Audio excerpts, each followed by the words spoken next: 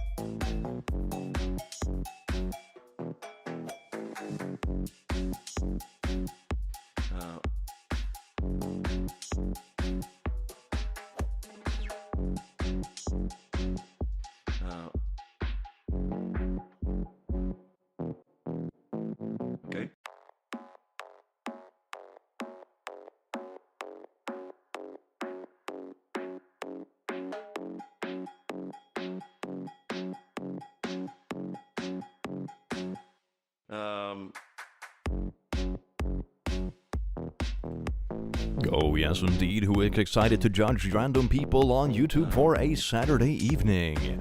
Welcome in, everyone.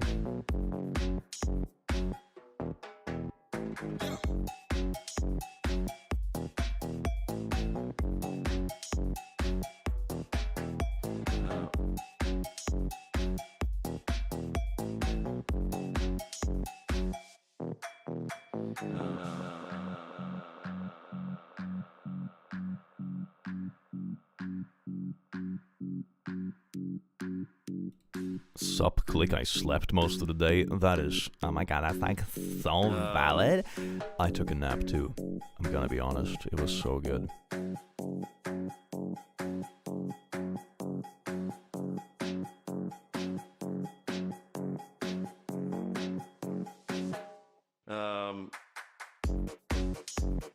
How about that random voice? You show up to a click stream and you're like surprised there is a click voice. Man, unexpected.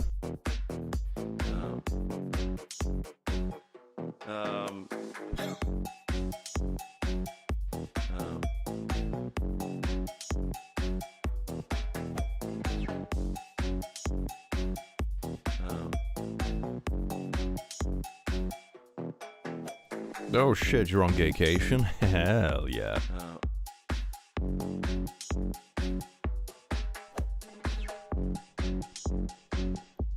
My comment's gonna get buried, but why is there fire? Okay. Why wouldn't there be fire?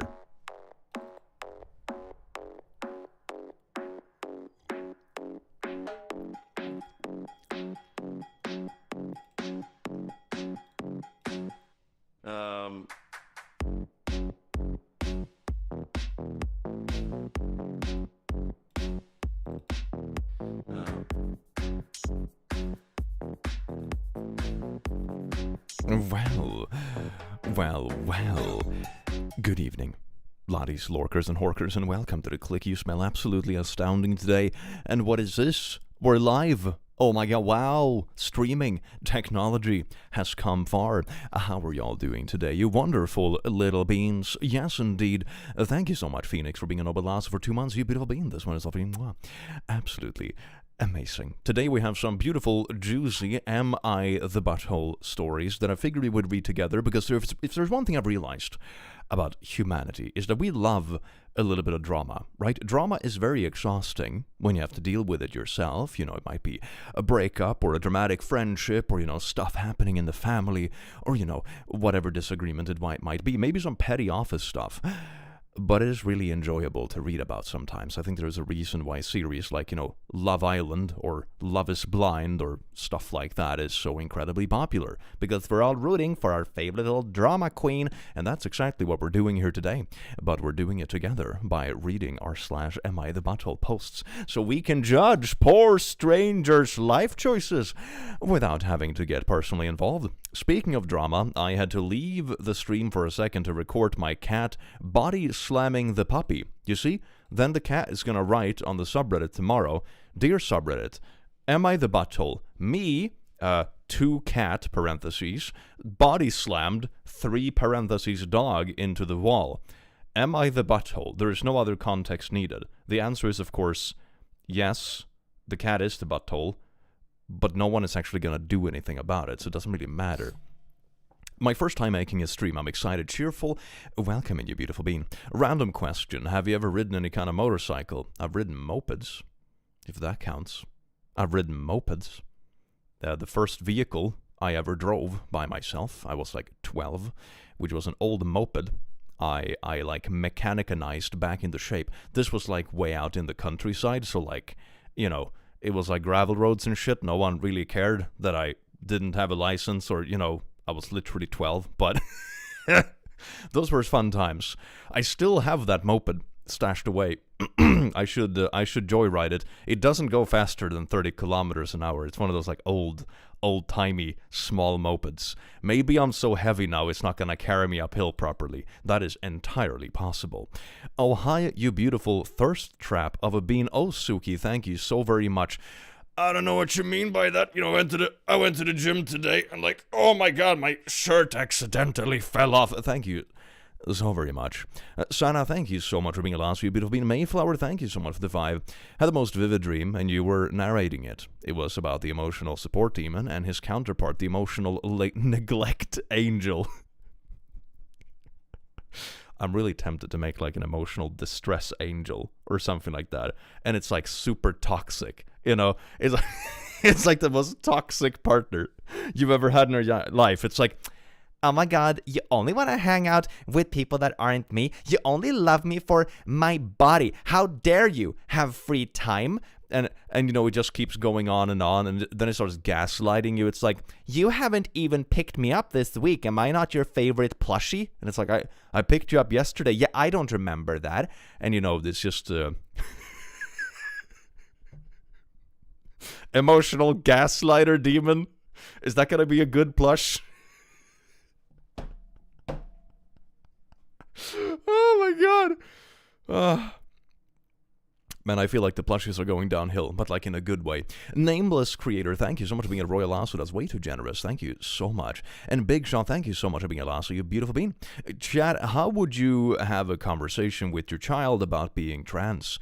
Ooh, maybe some people in chat can answer that, but I think it depends a lot of context. Like, you know, what age is the child in question, and like what interest have they expressed themselves about that kind of stuff? Or do you mean like talk about your child about you being trans? I'm not sure if there's enough context in the question, but I'm sure people in the chat would be very, very helpful and supportive. Cheerio, thank you so much for the 2. Karen support demon, Jesus Christ. I would hope my parent would be transparent with me. I need to get a drum set so I can do that. G, thank you so much for being a royal lasso, you beautiful bean. Badum tsh. I love Badum tishes. It's my favorite thing ever. We ship the emotional support demon and the neglect angel. Dear God. Click any tips to start a book and able to keep writing it? Not really. I tried to write a book a bunch of years ago. I never finished it, so like, you know, I don't think I'm particularly good for giving tips about it. I can tell you how to not finish it. Just do what I did and don't finish it. Shagami, thank you so much for 15 months. How is Simba? Show the floof. I don't have him right now. He is currently at the countryside, actually, being watched by other people who isn't me. Thank God. You know what happened? Okay, you know what happened when I was watching Simba the last time? Like, I had him last week, right? And after I handed him over to the next person in line who has to deal with his diabetes and shenanigans, I started smelling something. You know, it smelled strong cat, right? You know, like when a cat has hidden a hairball somewhere. That's kind of what it smelled like. And I tried to find this hairball. I was going nuts. I was like, I can't find anything. I don't know where this is. So I went completely nuts. You know, it's this kind of smell that comes like in whiffs, and then it goes away, you know? But then if you come back home when you've been out, then you're like, You smell it. There's definitely something going on, but it's not that strong, so you get used to it too fast. Like, it's super hard to find. So I just went bananas. I started mopping the entire apartment, right? I mopped every single surface, everything like that, wiped stuff, clean. I was like, oh, now it smells nice. But the smell came back. The smell came back. And I was going absolutely nuts. And then eventually, I figured out that I have this tiny carpet in the front of a door that leads to a little balcony. And he had peed on that damn carpet. I hadn't even noticed. It must have been like a little psst, you know? It was not even like wet or whatever. But he had peed on the fucking carpet in front of one of the doors that was like hidden in a little like dippy whippy down by the balcony. Oh my fucking God. And it smelled for like days. And I couldn't figure out what it was. And the whole apartment smelled like cat piss. So right now I'm pretty glad he's not here. Because he peed on my property last time he was here. And all I had to do was feed him and give him insulin and pet him and brush him and clean up his hair balls. And what's the thanks I get? Piss. Maybe I can make that. I can make a emotional support Simba, and it just has like a built-in bladder that randomly releases liquid, at spontaneous hours. It has like a little randomized clock inside of it. There's just amazing. Jinko, thank you so much for being a royal lasso, you beautiful bean. I'd already read that one. Wait, hold on. The chat is being weird. Oh no. Aaron, thank you so much for being a lasso. Ellie, thank you so much. Samantha, thank you so much for the 10. Hey, Click, any tips for voice acting stuff? Listen to yourself. Like your inner, deeper voice, your inspiration. No, not that deep. I mean, just literally listen to yourself. Have a pair of these. The reason it's so easy for me to like adapt my voice or whatever is because I have like a direct connection between these two. Because the problem is that you will hear your own voice differently if you just talk in a room or into a microphone versus if you hear it yourself. Because if you listen to your own voice when you're just talking randomly into a room like this, you hear like the vibrations in your skull and stuff. The acoustics you will pick up are different than what other people will pick up. So to know what your voice actually sounds like, you need to do this, which is painful until you get used to it. I hate my inner voice, that's okay. Jinko, thank you so much for gifting a membership. I am so glad I was gifted a membership. Ooh, you can get special roles on the Discord. Hell yeah, and you can show off your beautiful little color. Mayflower, thank you so much for being a lasso. My voice is heinous. Honestly, maybe that can be a thing, if you're voice acting and then you're playing like, the evil stepmom in some kind of anime or something, you come in and be like, who left dishes in the sink? That's also like a vibe. Not every voice has to be like, stereotypically, whatever, pleasant or whatever you want to call it. There's plenty of characters and stuff that have like really wild voices. My first live. Mjoy, thank you so much for joining in and being a noble lass, you beautiful bean. I got used to mine, and they didn't accept refunds. Yeah, no, they don't, sadly. I watch the click so often that my brother has the intro, yay, stuck in his head. Oh, it's like, it's either the yay or the yippee. It's one or the two. It's so beautiful. I'm so excited for you to read the stories. Should we get started with the stories, chat? Now I have been streaming for like 10 minutes or so, which means that a decent chunk of people have had the chance to drop in. Should we start reading? Oh, yes, indeed. Just join. How are you doing? My stupid autocorrect made the how capital. That is absolutely beautiful. And writing the parentheses instead of just correcting it, I guess. I don't know why that makes sense, but I'm doing good. I hope you're doing good too. Suggestion from a crocheter's POV for the Cerberus duck starts with making the head, then make the body to fit the head, then make the wings and feet. I mean, that makes sense, I suppose, yeah, because the head is the most difficult part, and it's multiple pieces. Inner voices be the enemy, but sometimes, if you treat your brain kindly, it will make it easier. You treat your inner voices like shit. Yes. My grandma and I used to love watching your videos together. She passed half a year ago, but thanks for making wonderful videos that we can enjoy together. Aww. I hope you got to mourn it and have some good memories for it. Man, the human condition is really wild sometimes, isn't it? Thank you so much for dropping in. I do hope you're doing okay. Becca Zine, thank you so much for being a lasso, you beautiful bean. Simba on fatcation. He's always on fatcation. And when he's here, he's apparently on pisscation. Disgusting creature. Anyway, let's get to the story, shall we? Oh, look! The first one is from Simba. I pissed on Click's carpet when he was feeding me and taking care of me. Am I the asshole? And all the comments are going to be like, no, you're a cat. You can never be the asshole. Fucking cats, I swear to God. Let's see. I had a couple of interesting stories I saw that I haven't read yet because I didn't want to spoil them, right? Am I the butthole for refusing to drive if my wife is in the car? This one is fun. Let's read this one for starters. I'm sorting by top of week, and when we've done that, I figured we were going to sort by controversial of week, because that is usually really cursed, right? These stories are amazing because the contrast is wild. It's either like, hey, I have a really abusive partner, and they locked me in the basement because I forgot to do dishes one day. Am I the asshole? Or it's like, you know, hey, I blew up my neighbor's car because their kids kicked the ball into my yard one time. I'm not the asshole, right? You know, it's always stuff like that. Anyway, am I the butt for refusing to drive if my wife is in the car? For years after we got married, I could never figure out why I would be so angry and moody anytime my wife and I went somewhere. Then it finally clicked, pun intended. I was only in a bad mood if I drove with my wife. My wife is the absolute worst backseat driver I have ever seen. Okay.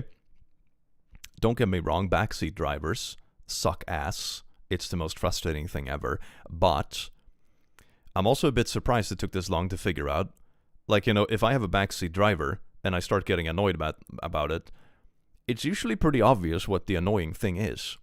It doesn't matter how I drive, she still finds things to complain about.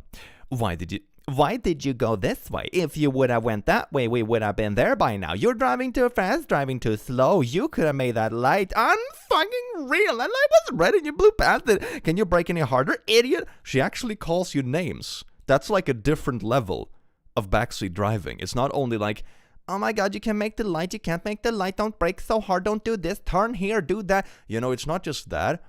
Now it's just calling you names as well. Oh my god. People do be like wifing and husbanding up the wildest people, aren't they? There were 17 great parking spots, and you... Oh, this is still a quote. There were 17 great parking spots, and you had to choose the parking spot 18, which is the absolute worst. You turned your blinker on too late, you turned your blinker on too early, why are you accelerating so slowly? Wow! Was it necessary to accelerate so quickly? Etc. So for the past couple of years, I have refused to drive. I now make her do all the driving. And lo and behold, I'm no longer grumpy than when we travel. I mean, if she's actually down to drive, this sounds like a pretty simple, pragmatic solution, not gonna lie. The voice changes. May we show more love to Mango? Ever since we got emotional support team and Mango has been left out. Are you kidding me?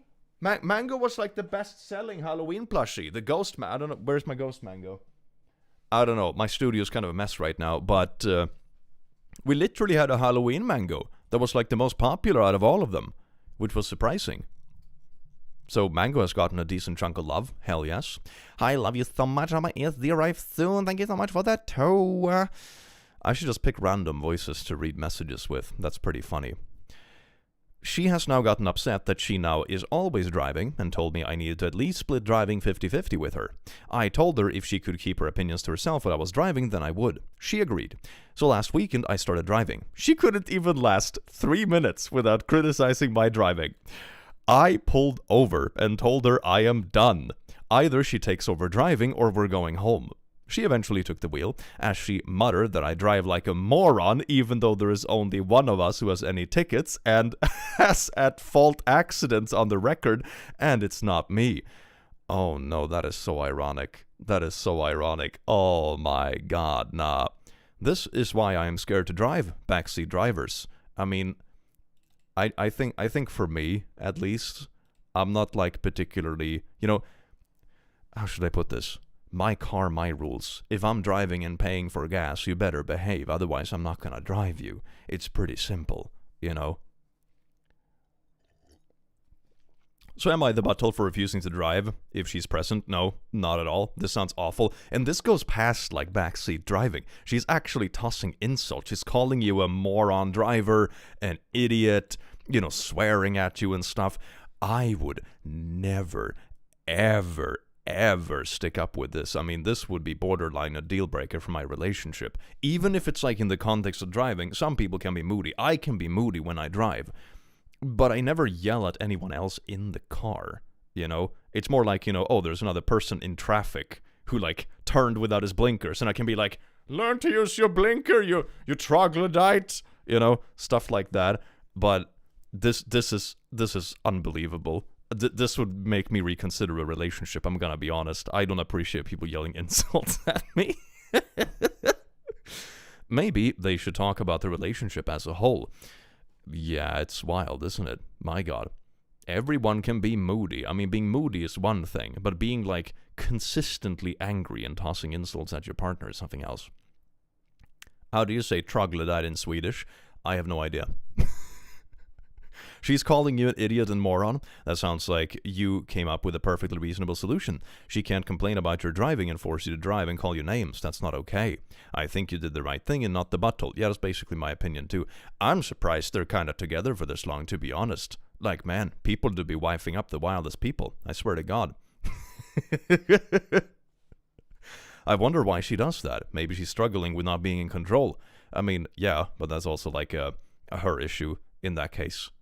Do your best American accent. I mean, that's more of a weird Southern accent. It's literally just troglodyte. That's amazing. I didn't know that. Hell yeah, it's basically the same. Troglodyte. Megid. I'm drawing fan art. Emotional support demon on gaycation. Oh, hell yeah. Yes. To be fair, I love to say, you could have made that at red lights, even if the light was already red, lol lol lol. But that sounds like, that's more like friendly banter, you know? If you're like casually trolling your friend, and you have that sort of rapport, and you're bantering, that feels very different than like your wife yelling insults at you in an angry tone as soon as you're driving. That's like... Oh my God. I had another interesting story I saw that I really wanted to check out. Let's see. It was... No.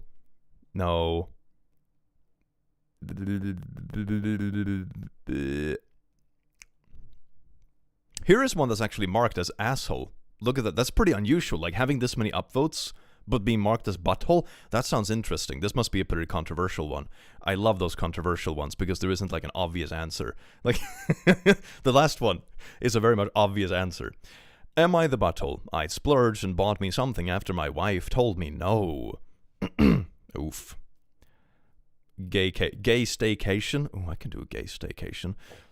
This is gonna be peak. Oh yeah, you know what? The controversial posts, or the posts with a lot of upvotes but still marked as butthole, you know it's gonna be like split down in the middle. Oh my God.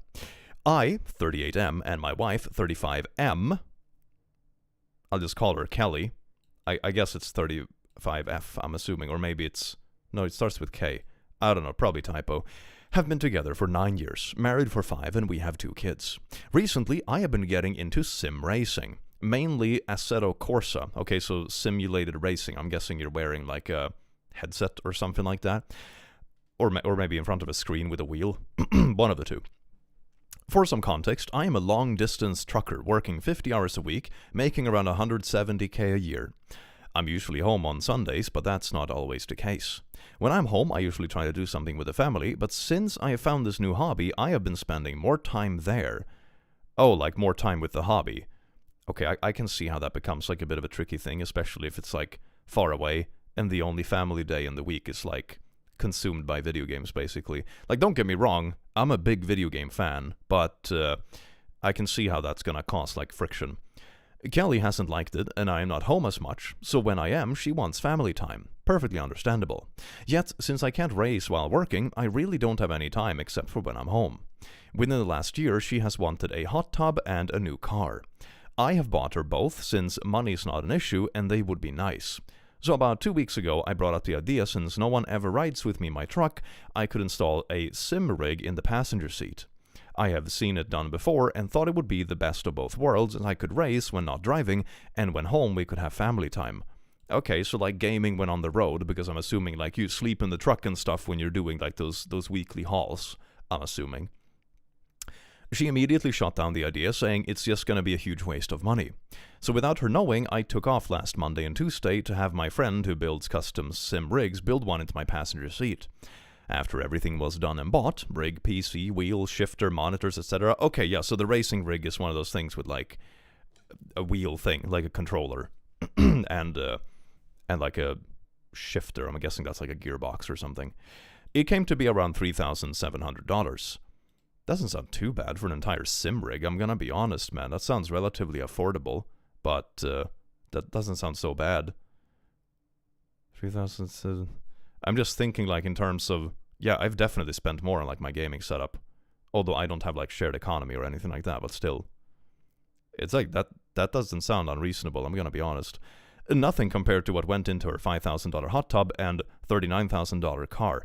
I mean, I'm assuming the car is also used for more than just like her own personal stuff, right? So I'm not sure if the car should be counted in this. I'm gonna be honest. Like, I don't think this is a huge, especially if the finances are fine. It sounds like a pretty reasonable thing, to be honest, but I don't really agree with comparing it to a car, because I'm assuming that's being used to, like, you know, drive the kids, do grocery shopping, all the kind of stuff that is like, you know, yeah. Everything is collapsible, so I can see when driving, but so it is not a driving hazard and doesn't affect her at all. When I came home this Sunday and she saw it, she went ballistic, cussing me out and left me to walk home.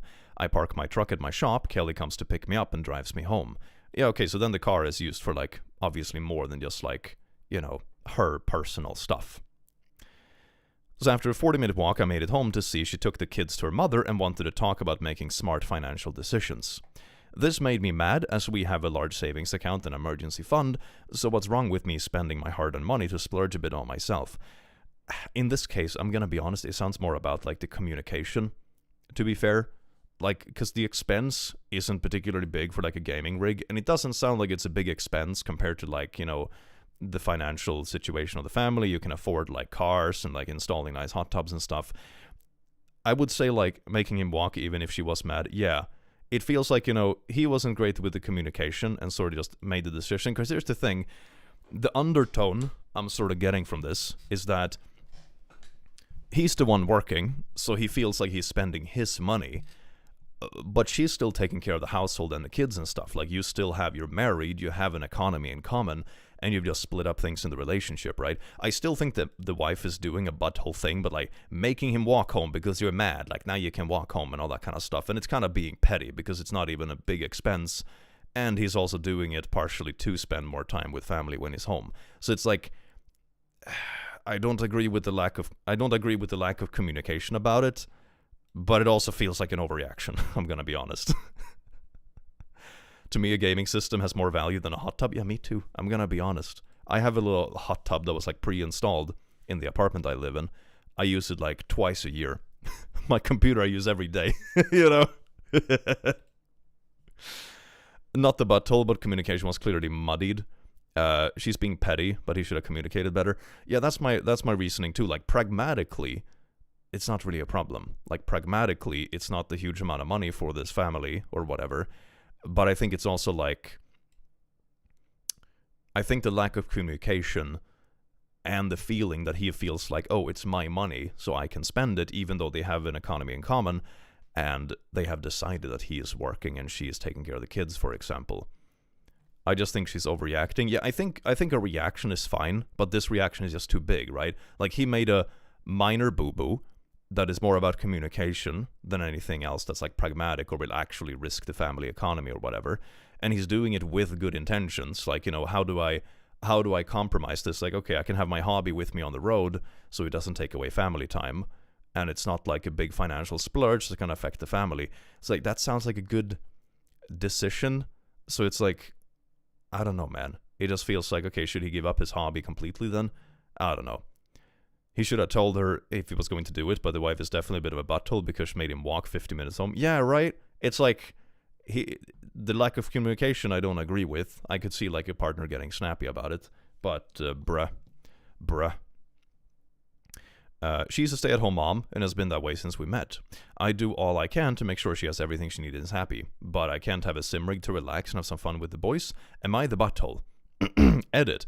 I didn't think this would be needed, but seeing all the people saying that I take 2 days off for a hobby, but not for family, I take days or weeks off all the time. We go on family vacations every quarter. That's a lot of travel, honestly, nice.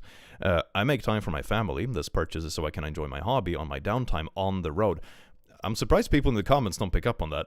I picked up on that right away. Like, why would you have a gaming rig in the truck otherwise? Like, that's the whole point with being a truck driver. You're like on the road for days on end, and then you basically have your sleeping lodge and stuff inside of the truck, or you stay at like a road motel or something, you know?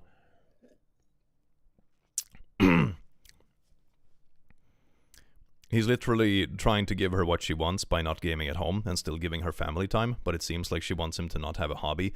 Yeah, like I wonder if there's some other underlying issues to this, because the reaction seems weird. Like I said, I don't agree with the lack of communication. He should have been upfront about it. Or maybe just compromise and be like, hey, I really want this thing. I'm going to buy this thing because it means that I can relax on the road and it doesn't affect you.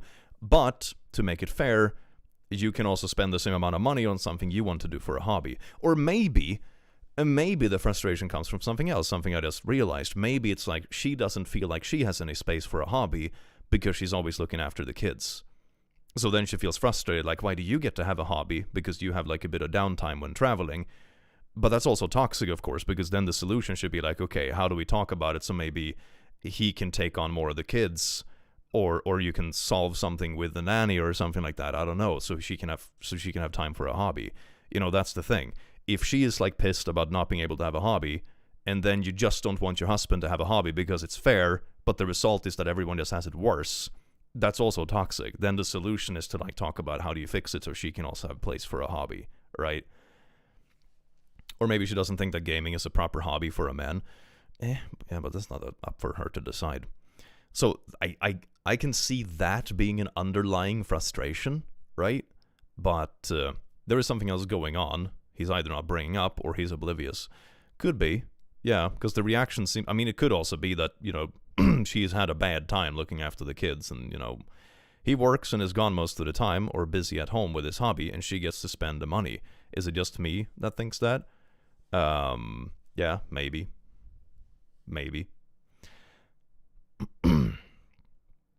Gaming is the most appropriate hobby for anyone, and it's easy, especially if you can bring it on the road. Like, I wonder if the reaction would have been the same if he, like, you know, I don't know, bought a Switch and he just played Smash Bros and stuff while on the road, you know? I see so many people saying, yeah, she's mad because he spent 4K to take more family time away. No, if you read the full post, it's in my truck. This allows me more family time because he's not doing a hobby at home. Yet, I'm not going out searching for things to do on my downtime on the road. Sorry for the confusion, title was poorly picked too. I mean, yeah, that just sounds like, you know, oh, it's 6 in the evening, it's time to park the truck because, you know, they probably have standardized hours they're supposed to drive so they're not tired behind the wheel, you know. And then, you know, those couple of hours of downtime you have before actually going to sleep when you're just like chilling in your truck or eating or something, then you can play your game.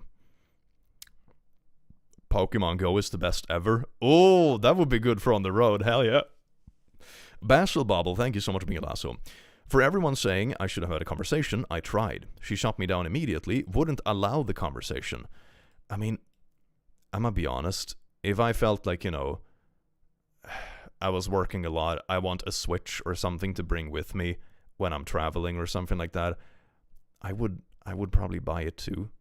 I'm gonna be honest, this sounds like a perfectly fine hobby. I'm surprised it's marked as asshole. Or maybe people voted before they understood the context. I don't know. But this, I think, is like a bit unreasonable. I don't know. Like, I would want my partner, if I had a partner that was traveling a lot with work and they were like, hey, I want to buy a Switch with our common fund because you've also used the common fund for stuff. And I'm like, yeah, go for it. That sounds great. We can play on it together when you're home, you know? If I recall collected, his subreddit takes the top or most engaged with comment that uses for the a-hole or not a-hole flares. Alright, let's see what the comment says. The kids are back home and everything seems to be fine, and I do call her and the kids every night. So many people think I don't care about my family, it's ridiculous. Yeah, I feel like... I don't know. I think people are also like... I have noticed that Reddit is very biased regarding certain stories. They see man, housewife, and gaming instead of family time. And then, make a decision based on that, even though the context matters a lot, Everyone sucks, you're leaning towards you're the butthole. 12,000 upvotes, really? Holy shit. Post only has 5,000. So this is like a super upvoted comment. All right. Definitely sounds like I make the money while she is only a stay-at-home mom. So I buy her things. If you don't think being a stay-at-home is a financially good decision for your family, it's a discussion to have together. I don't know. This isn't really about the... I don't get that vibe at all. It sounds like they're sharing the money a lot, right? Let's see. Blah, blah, blah, blah, blah. Last year she has wanted a hot tub and a car. I have bought her both since money is not an issue and they would be nice. I mean, that just sounds like, I bought her both. I don't read into that as hard as like, ooh, I'm in control of all the money and she should stay in the basement. I read this more like, oh, she wanted the car and I know a decent amount of car. I know stuff about cars.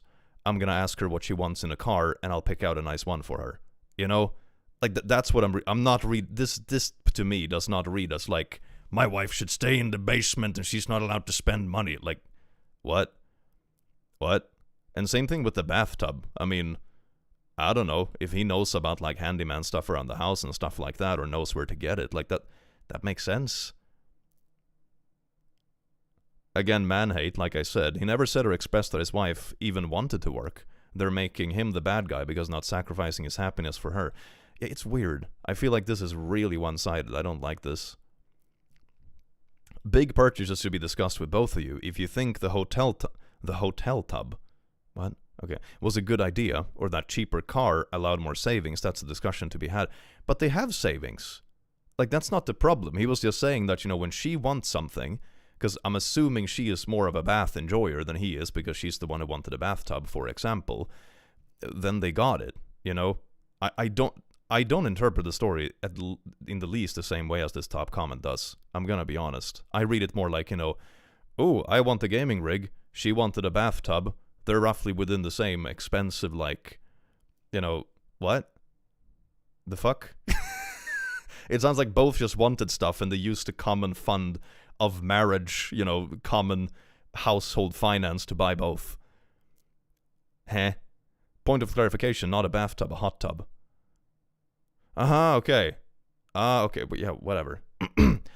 A car isn't a hobby. A car is a necessity in most places in the US. Okay, this I partially agree with. Like the car thing, she's probably using it to drive around kids. She's doing it to grocery shop, picking him up after work and stuff. The car probably shouldn't be counted as like an individual expense. Are you not going to use the hot tub at all? I mean, she's the one who wanted it. And he's on the road. I'm assuming she uses the hot tub way more. I'm gonna be honest. Maybe the asshole was the friends we made along the way. You had less than 1 day a week home, and then started doing a hobby that often took that away. Now you're presenting this new purchase as, look, I'm making more time for my family. Yeah, but sure, yeah. The communication, sure. But it also sounds like she was shutting it down without any kind of, like, even discussion or whatever. You took off 2 days to install this thing. Couldn't you take off 2 days that you had some family time when you see them, like 3 days a month? Okay, but this was kind of debunked by the edit. When does she ever have time for hobbies? This I sort of agree with. This is like a good read between the lines. Like maybe she's frustrated and taking it out in the wrong way, that she's always stuck with kids. It's deeper than that. She is resenting him because she never gets time off from her job at all. You mean staying home and taking care of the kids? Yeah. Yeah, this one I can sort of agree with. This is what I would pick up on. It's more like, him wanting to do his hobby on the road probably isn't the problem in of itself. It's that she is frustrated that she is stuck with the kids all week when she feels like she doesn't have time off in the same way. And then when he wants to have his hobby on the road, that makes her feel like frustrated. And it's not the right way to take it out, but that sounds like something. Being a stay-at-home parent seems like the worst job ever, especially when one parent is never home. I think they need counseling and better communication. Or a nanny. A nanny that babysits the kid twice a week or something like that. So she can like go out and do whatever she wants or pick up hobbies or whatever. It sounds like they have the finances for it. Getting a babysitter or nanny twice a week, that's what I would do. Honestly. That sounds like a super simple solution that doesn't require this like toxic bullshit. I'm gonna be honest. How well did you explain this thing you were buying? I've never heard of it. Her immediately shooting things down while not seeming budget conscious in general also sucks. The kids are not buttholes, poor kids. What? Who said that the kids are buttholes? What? Why did that come into the picture? I don't know. I agree with a couple of points, but I also don't agree with how demonized it is. It sounds like there's an underlying frustration, but she's not, at least based on the context in the story, she's not communicating it. The communication before purchasing wasn't great, but it also sounds like, she gets to spend money on things she wants in the household, So, meh. He gets gaming stuff, she gets a nanny now and then, yeah, I agree. I mean, that sounds fair. And then a nanny isn't going to cost $3,700, so she can still have money for, her hobbies or going out with friends or whatever it might be, So I think the solution is just, don't have the frustration, at least based on what I'm reading into the story. Of course, you never know the full context with these things, but at least the stuff I'm reading into is she's probably frustrated because she feels she doesn't have time for hobbies, and that's what should be addressed. But denying your partner their hobbies just because you're frustrated instead of talking about it together so you can make space for your hobbies is certainly not the right way to go about it, because now it's just that kind of thing where it's like, it should be fair even if it means that everyone has it worse. It's like, no, you should try to make it better for everyone. That's how a partnership works.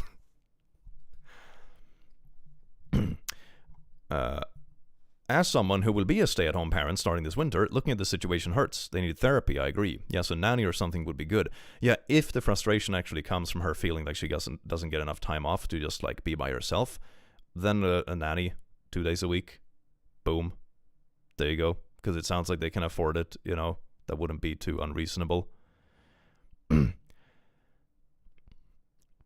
I don't think he was the butthole. I honestly think the only thing that would annoy me was that, hey, can I get this? No, and then does it anyway. Yeah, exactly. It's like the lack of communication that is frustrating, but it's not like he did anything super demonic or, it's a huge spending or a gambling issue or something that will put it in jeopardy. It's like, it's a gaming setup for his hobby. So, meh. Maybe they should do a family thing 1 week. He's home and takes just the kids out next, has a day off next week, something like that. I mean, maybe. I have no idea. Maybe they're doing it already. You never know the full context of these things. Let's check out some other comments. You're the butthole. Buying a vehicle for your life who uses it to drive her and your children around isn't the same as dumping 4K into a hobby only you enjoy. I mean, yeah, this we already agreed with. The car isn't a fair comparison, but the bathtub would be, or a nanny plus her hobby expenses would be, for example. Also, you seem to think you make the money, you should get to enjoy stuff because your wife stays home and spends the money you make. I mean, I feel like these comments are reading into it too much, because it sounds like they're spending money from their joint accounts. This doesn't. I am not reading into it this much. Like him formulating it like, I bought this car and I bought this hot tub, just reads into it like, I have the same thing with my partner if they want something specific, and it's like, oh, I want what's a good example? Some piece of electronic or something that I am particularly good at. Then it's like, all right, I'll get it because I know what to look for that is going to match your requirements, instead of them having to read up on it from scratch when it comes to I don't know, computer stuff or phone stuff or tech or whatever it might be. So I think that's just reading into it way too much.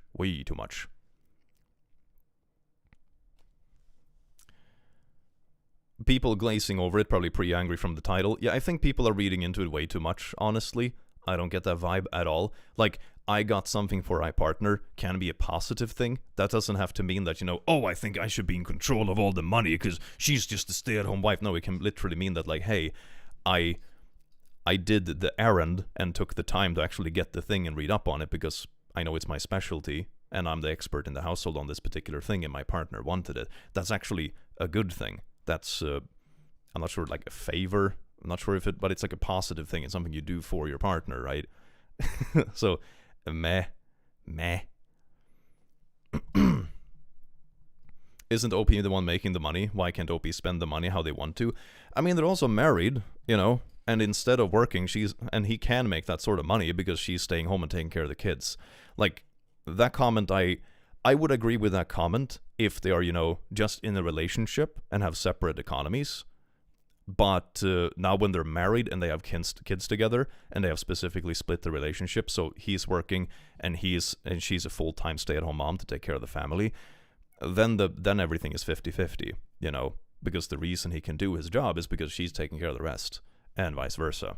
So I only agree with that sort of comment, like he makes the money so he makes the decision. If you're just in a relationship, there are no kids, you don't have joint economy, nothing like that, you know. But at this point in life, it doesn't really apply.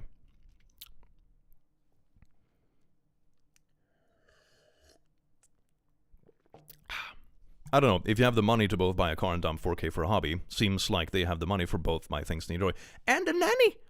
Like to take off the if that's where the frustrations are coming from, just get a nanny. Get a nanny. And here's like asking about legally mandated rest time. It's legal for where I go and I take down the monitors when I drive. Yeah, so that's not the problem. Did you already have a rig at home? Oh, maybe. Maybe. Here's like, my husband tends to go all in on every hobby he begins, so very quickly. We find ourselves with tens of thousands of collectible cards, airsoft guns, Lego sets. I mean, meh. And will he be playing long enough to get his worth out of it? This is a communication issue, not a money issue, in my opinion. I mean, yeah, I agree with the communication issue, not a money issue. But this is also another person. You know? Meh. So I don't know. I feel it's that kind of story where the communication is probably just missing the point. I think she's frustrated because she doesn't have the same kind of free time for hobbies. And that's where the frustrations are coming from. I think a lot of people are just missing that point, and a lot of people are reading way too much into it when you're like, I bought her this thing, which to me reads more like, I'm a bit of a handyman, so I bought and installed the bathtub she wanted. It doesn't actually read as like, I'm controlling the money, you know. I think that's reading too much into it. I'm gonna be fair. That feels like bias. Am I the butthole for controlling my wife's free time? It's a lot of like marriage ones today. Last time it was a lot of wedding ones. This time it's a lot of like marriage ones. This is great. I feel like if the wife is resentful or has problems, she should tell her husband instead of getting more mad at him. Yeah, right. I feel like there's an underlying problem of things that haven't been communicated. Like him getting some gaming stuff, I think is like the drop that made the fucking glass pour over, you know? I think he's definitely leaving things out. I mean, that's entirely possible. Or maybe she has expressed in the past that she feels she doesn't get the kind of free time. And in that place, they should plan it differently or get a nanny or something. This actually says, I'm not the butthole. Wow, that's surprising. Am I the butthole for controlling my wife's free time? I mean, that title alone is wild. That must be on purpose, right? Communication is the butthole. I think it was a final straw situation. Yeah, exactly. It sounds like that. She probably had frustrations about not having enough free time. They weren't solving it. Maybe that wasn't communicated in a good way where both people understood it because he's away a lot. And then, you know, that was the last drop where it's like, oh my god, I'm frustrated and he's just going to buy his gaming rigs and enjoy life and blah, you know, and then it becomes resentful. So, meh. My wife and I are in our early 40s with a couple of kids, so our lives are pretty busy. We try our best to give each other one night a week for ourselves, our free time to unwind or pursue solo hobbies or whatever. When the weather is nice, my wife often likes to go hiking, sometimes with her sister, sometimes with our dog, sometimes by herself. If she's going hiking, I ask her to let me know where she's going and roughly when she'll be home. I want to know so in case something happens, I know when to be concerned and when to start looking. She grumbled about it a little bit before, but it's mostly never caused an issue until a couple of days ago. I mean, that sounds reasonable. Is she hiking in places with no phone reception? Or, I don't know. Or maybe, like, you know, if something happens, maybe she can't call. I don't know. Seems reasonable. Like, when she expects someone, if something happens, if they're out in the wilderness by themselves. Sounds reasonable. She had her free time late night on Monday and told me she was hanging out with a sister. Tuesday morning, I asked how her sister was doing and if they had fun. She told me everything was good and they had a good time hiking together. I said something like, hey, please remember to let me know when you are going and when you'll be home if you're going hiking. And she blew up at me. Okay, that just sounds like, you know, he is concerned and genuinely just wants to be there for someone. Like, hey, if you're going into the wilderness, just let me know when you're planning to get back in case you, like, I don't know, break your foot out in the forest. so I know when to start being concerned. And she's like, you're so controlling, but this isn't controlling behavior, you know? She said she is so tired of me trying to control her free time, and that's not fair of me to try and micromanage what she does and where she goes. But he's not trying to control where she goes. All he's saying is like, hey, when are you planning to be back so I know if something happened? That's not actually controlling, because he's not telling her what she can and can't do. She's only telling her to be like, hey, when are you planning to be somewhere so I can know when something has happened? She's cheating? Could the wife be projecting? Like seeing something that isn't there? I don't know. The reaction is giving, she's not going hiking. Ooh. She probably doesn't want to plan how long she's hiking, like a spontaneous thing. I mean, I can buy that, but then you should communicate that. Hiking can be super dangerous. OP just wants to know if his wife is safe. No. Oh, no.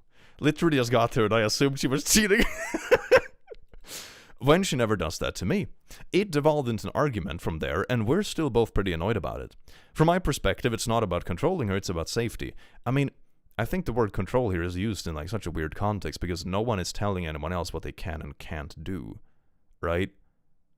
It's like more like, hey, when are you expecting to be back? So I know if I should get concerned or something if you're 6 hours late and you were hiking in the woods all by yourself with no phone reception, you know? Like, man. She's out in the woods, sometimes after dark, sometimes by herself. She isn't always in areas with cell phone coverage. I worry if she gets hurt or lost or something else happens to her, I wouldn't have a clue where to send help unless she tells me where she's going to be. She argues that she doesn't ask for that kind of information from me when I'm having free time. But I'm not doing activities that involve the same sort of risks. Yeah, it's like, it's one thing if you're like, hey, I'm heading over to my bros to play a bit of Smash Bros on his Switch. Maybe you can be like, all right, I'll be home at some point in the evening. Or, you know, if you're planning something like I won't be home so late, tomorrow's going to be ruined. It's like, you know, it's not particularly dangerous. No, it's fine. And you're going to have phone reception. But being like hiking out in the forest in the dark all by yourself, like, yeah, that's just basic communication, you know? Bruh.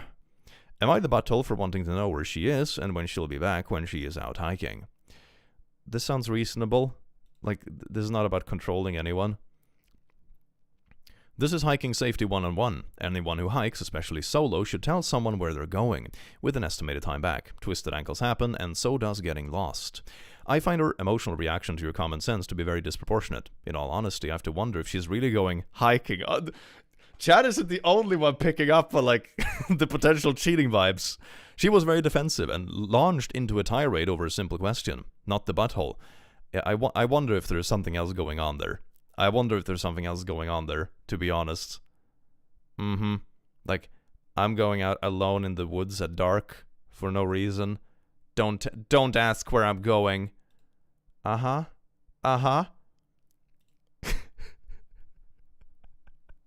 Everyone clocked that? Yeah, the emotional reaction feels like it's something else, like she's hiding something. Like, man, that's wild. That is wild.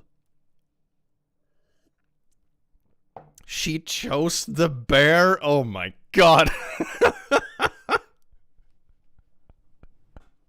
Wifey poo is kinda sus. Yes. If she's cheating, maybe she uses hiking as an excuse so she can turn off her phone and he can't see her location.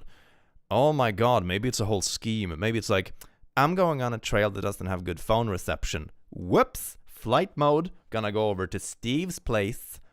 The bear doesn't accept her? Oof. Uncle works search and rescue. This is just safety. Yeah, right? Like, that's especially if it's like bad phone reception, especially going solo. Like, it's one thing if you have multiple people with you. It's like the odds of all y'all getting hurt at the same time. But you can still get lost and not have phone reception, right? It's like, man, bro, she's definitely in some woods, but not in the way you think. Oh, skull emojis. Be safe and do safe hiking. Yeah, this is just safety 101. Either she's really weird about her hiking boundaries, or this is about something else. Let's see, I sort of wanna try to sort by controversial. I'm gonna switch screens for a sec, because you never know what pops up when you sort by controversial.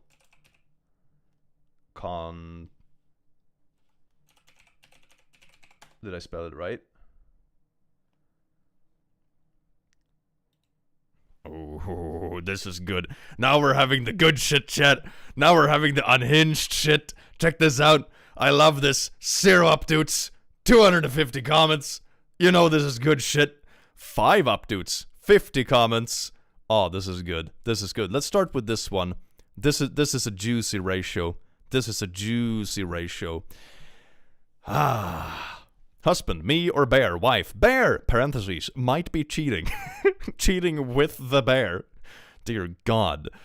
This is the spicy content. Oh, yes, indeed. Am I the butthole for expecting my fiance to leave work because I went to the ER? Ooh, interesting. I mean, this... okay, there's gonna be something spicy about this story. Oh my God. A few days ago, I, 36F, woke up feeling severely lightheaded and faint. I was home alone and scared, so I called 911 and was taken to the ER in an ambulance. I have blood pressure issues, and my blood pressure was super high, and I was having a major panic attack thinking I was dying the whole ride there. I get to the ER and they tell me everything is fine, gave me some meds for my blood pressure, and eventually I felt better. Here is where I'm not sure if I'm the butthole. I texted my fiance, 34M, before I called 911 saying I was scared and that I was going to call 911. He told me that I was probably just having a panic attack. I do have semi-frequent panic attacks, so it's fair of him to assume and to not call. But I felt different this time because of the lightheadedness and was scared, so I called.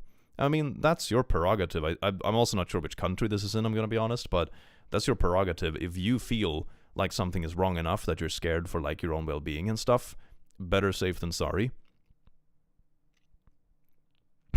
Me not calling my BF when I broke my spine because what's he gonna do? Out it together himself? I mean, it's good to let him know or be supportive in the hospital, I suppose, but it's also like, pragmatically, he probably can't do anything, you know? Apart from support. I'm all for the support. Random hiking story. A guy was streaming and got confronted by a cougar and asked what's the opposite of... Oh yeah, I've seen that clip. I've seen that clip. It's beautiful. I sent him a message to see when he get off work. That's good.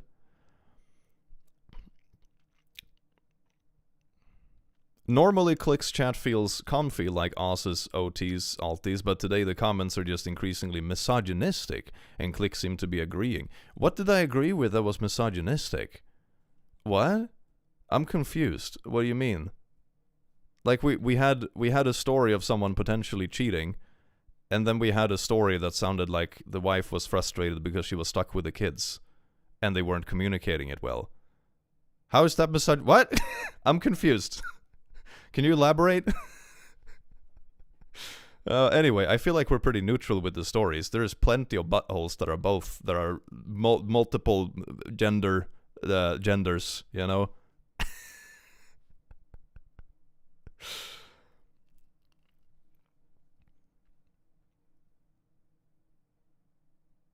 Anyway, he told me I was having a panic. All right. I guess I expected him to leave work and come meet me at the hospital because that's what I would have done for someone I care about. But he said he couldn't leave, and so I went through the whole ordeal alone. My mom picked me up and brought me home. I mean, this can also be super tricky. I've had experiences in the past where people have had to go to the hospital, and sometimes it even depends on the department. Like one time, I had to take someone to the hospital, and I literally wasn't allowed in with them. They told me just go home, because you're not allowed in this wing for like infectious reasons. It were probably like rules they set in place during COVID or something. So it's like you're not even allowed to be here. So this can be very 50-50. Like I'm very much there to be supportive when people are going through tough things, you know, visiting people in hospitals, all that kind of stuff. But I've also experienced it where you literally can't go in, you know? And then it's kind of like, okay, what are you going to do? Like sit in the parking lot and FaceTime? Misogynist Blair, is that you? Oh no, no. Someone is picking and choosing comments. I think I've made enough videos about like bad women's anatomy and like men writing women and not how girls work and like kind of stuff. I think I'm usually pretty clear with like where I stand on like misogynistic bullshit. I'm gonna be honest, but that's not the same as excusing people who are genuinely doing like bad things or being buttholes, you know? It's not the same thing. I'm 50-50 so far, waiting for the spicy part. Yeah, like, so far it just seems like, emotional support, not being able to leave work, it just sounds like it sucks. Am I the butthole thinking he should have come? Edit to answer, what job is it?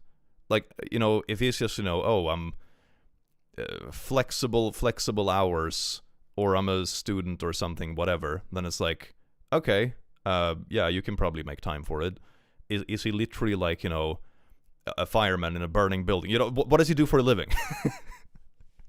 I have blood pressure issues and a potential heart condition which causes me to occasionally faint. So I've had a loop monitor implanted to diagnose it. This is why I was worried about my physical symptoms. I've never called 911 myself, been in an ambulance before. I've also never gone to the ER for a panic attack. My fiance works as a machine operator at a manufacturing facility and has no more sick time, which is why he didn't want to leave. He has never left early, so I don't think he would have gotten in any trouble, but of course I don't know for sure. To the people saying he was working hard to pay our bills, yes, I understand that, and he knows how much I appreciate him. However, I also work and we have no problems paying our bills, so him missing out on a few hours of pay wouldn't have been a big deal in that regard. I don't know. This is tricky. Like, I totally get the feeling of wanting your partner to be supportive if you're, like, scared and going to a hospital and that kind of stuff. But it's also like they can't actually do anything. I don't know. I just kind of feel bad for the people involved. Because I feel like he can't be in both places at once. And I also completely understand her, that she wants, like, her partner's support when she's scared and, like, going through something where she's worried about her health, It's like, damn. I understand the need of being comforted, but I think this is also a communication issue. Yeah, maybe. Especially if it happens often. But she also said she hadn't called 911 before. So it's like, the panic attack happens relatively often, but not, like, feeling so bad that she actually called 911. So, I don't think OP is the butthole, but I don't think the boyfriend is either. Yeah, I don't think this is like anyone... the tag actually says no buttholes here. I sort of agree with that. Like, this just sounds like a bad situation, right? Like, you're perfectly allowed and valid in feeling worried and feeling bad about this stuff and having to call 911 because you're worried, about your health and that kind of stuff, And it also sucks for the boyfriend because he feels like he wants to be there for his partner, but he has to choose between, like, getting in trouble at work or this thing where he can't, like, pragmatically do anything. So this just sounds like the kind of situation where it just sucks for everyone. Like, her situation sounds sucky and scary, and I don't know. It doesn't sound like anyone is being buttholy. It just sounds difficult. Click's videos are full of green flags, and as a woman trademark, I always feel safe with this channel. Oh, that's sweet. I have similar crap too, experienced lightheadedness a lot more. Don't quite understand why they would go if it's just slightly different than normal though. I often have to push through. I mean, I'm not sure if it's like panic attack or like phobia shit, but I have that when, like, your whole body starts rushing, you get a cold sweat and you have to lay down and everything is just for like 5 or 10 minutes. But that's more like phobia triggered, so I know exactly what it is. It's crazy. My brother claims to be a big tough guy. I have a panic attack. I just get quiet, and you can't even tell I'm having one. But every time he has one, he goes to the hospital. I mean, maybe, I don't know. Maybe he's a victim of the toxic masculinity, and which also sounds bad, right? Because that's the kind of thing you would. For example, I have these kind of. I'm not even sure if it's a panic attack. Not really, but it's like phobia related attack things when you get like super lightheaded. And then you like can't stand up, and it lasts for like 10 minutes. It's super intense. But I know what it is. But I can also imagine that if someone is a little bit like caught up with the toxic masculinity, that you don't want to admit it. And I remember that was like really, really difficult for me when I first discovered those phobias that I have, at least, because I was just like felt like I was randomly almost passing out. And I went to the nurse because it was back in school when I was like a kid. And I went to the nurse the first times it happened because I was like, man, I feel like, aren't panic attacks and phobia similar? Probably when it triggers like that. Yeah, I can imagine they're like the Venn diagram is very overlappy. But anyway, I didn't know what was wrong. I thought like, oh my god, I must be super sick. I probably ate something super bad or whatever. I feel like that's a panic attack just triggered by the phobia. That's entirely possible. The good thing though is that I worked on it. I went to like a therapist about it who does like cognitive training and shit. And what I did is that The phobia's gotten a bit better, but it still triggers sometimes, not super often, but a couple of times a year, something like that. But I realized what I managed to do by working on it is that I disconnected it from anxiety. Sometimes it still happens. For example, I was like with family a while ago, and one person in my family cut their hand on a broken glass. It wasn't even a deep cut or anything. They were fine. They didn't give a shit. They were just like grabbing a band-aid and blah, blah, blah. They were going on. And for me, it was like, very much of a surprise. I was like already a bit stressed out. My blood sugar was low, and then it was like, fuck, here it comes. And it comes creeping, and you feel it coming. And then after a couple of minutes, it's like, okay, no, I need to go lay down and get this shit over with. But it's completely disconnected from the anxiety I used to have around it. And that's kind of a relief, because then it's like, okay, I feel this creeping. I know it's gonna be over in 10 minutes. I'm just gonna go lay down, and then you are back in action.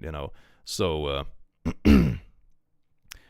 that was something I appreciated a lot by working on it. I don't think I'll ever overcome that phobia 100%, but disconnecting it from anxiety makes you suffer less from it, because then it's like, oh, I have this phobia. The total amount of time I spend actually having those sort of panic attacks from it is like probably less than 30 minutes a year. And why was the blood sugar affected? Usually I'm less resistant to that stuff if my blood sugar is low, or if I'm very stressed out, or if I'm anxious, that kind of stuff. If I'm in a very safe space, like if I'm home, it's very difficult for that phobia to trigger. Then it has to be really bad. The average panic attack is 7 minutes. That sounds very accurate. I'm gonna be honest. That sounds very accurate. It's probably exactly around 7 minutes. But anyway, back to the comment I was talking about, like the the tough guy brother who went to the hospital for panic attacks. If you're like in kind of like the toxic masculinity, sort of the rabbit hole, I can totally see you not wanting to admit that it's just a panic attack, and you want like to prove that it's something else. Like, oh, if I feel like this, it can't be because of a panic attack, because I'm a big tough man, and I'm gonna go to the hospital because I'm probably dying, and my guts probably exploded. I can totally see that being a result of it, which is really bad for the individual, and also for like the standard in the groups it's set in, right? Which is why I've always been very open with the fact that like your masculinity or badassness is not really tied to like your phobias. It's a very, very specific, tiny thing of who you are. And to me, it's more tough to just be like, yeah, I have this piece of shit thing. It's from a trauma when I was a kid, when they were stabbing me with needles or whatever. I don't know where it comes from. I'm just gonna go lay down for 5 minutes. I'll be right back. Like, that's meh. Like when you get a vaccine, you always say you pass out when you get one. I mean, I don't pass out. That's the thing. I don't pass out completely. I get lightheaded, so I lay down. But with vaccines, it's not as bad as with blood, drawing blood. Vaccines is a bit of a 50-50, right? If I'm having a good day, and if I have a fruit or something with me so I can kickstart my blood sugar right afterwards, I can basically avoid the whole thing. I can still be a bit anxious beforehand, but it's not as clean of a trigger because it's so quick. But sometimes it does. But it's a bit random. And sometimes it happens when I think I'm like, oh yeah, I'm feeling confident, I'm having a good day, not anxious at all, get a vaccine, sit down to wait in the room outside, and it's like, oh boy, here it comes. So, I don't know, man. Sometimes I can tell, sometimes I can't. It's great. My brother passes out when there's a lot of blood. Always make sure to catch his head. Aw. I can relate. Hell yeah. It's a shame that men still get shamed for having fears and anxieties. I think the people around you that shame you for those sort of things, you should cut out, because they're not real friends. They're pieces of shit who are probably overcompensating for something themselves. I don't think anyone who's shaming others for that sort of stuff is worth paying attention to. Do you ever feel affected by horror films? Like, does phobia get triggered by visuals in movies and show? Not really. Or very, very rarely. It has to be specific. Like, just general gore? Nah. Some of my favorite games and shit is like splattering zombies with sledgehammers. It's not the same. It's not the same. It's very contextual. It's like very hospital, like these kind of very cleanly hospital-esque contexts, or like very clean cuts, IRL, can do it. So it's like very specific things. Is bro diabetic? No, I'm not diabetic. My cat is. My cat is diabetic.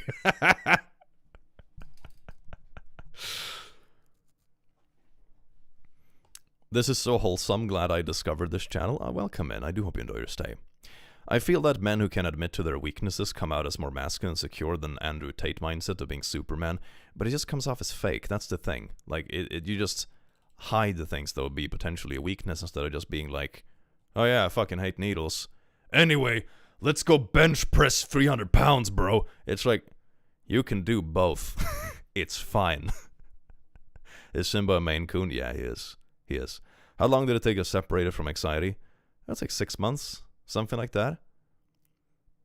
My biggest step, and I would recommend doing this with a professional because everyone's like background to this sort of shit is different. But for me, at least, when I was working on it, when I managed to separate it from anxiety a lot, was when my therapist asked me to trigger the phobia on purpose. Which, of course, sounds a little bit weird, but it makes sense because part of it is like a bit of exposure therapy, and part of it is also like learning how it feels, what context it's worse or better in. It's like learning about yourself a lot. So I think after I was like, I've never actually done that. I've never actually tried to trigger this on purpose. Let's see how this goes. Sometimes it didn't trigger at all because I was in control of it, or I did it in a very safe environment, or, it wasn't, the material I was watching wasn't bad enough to trigger it.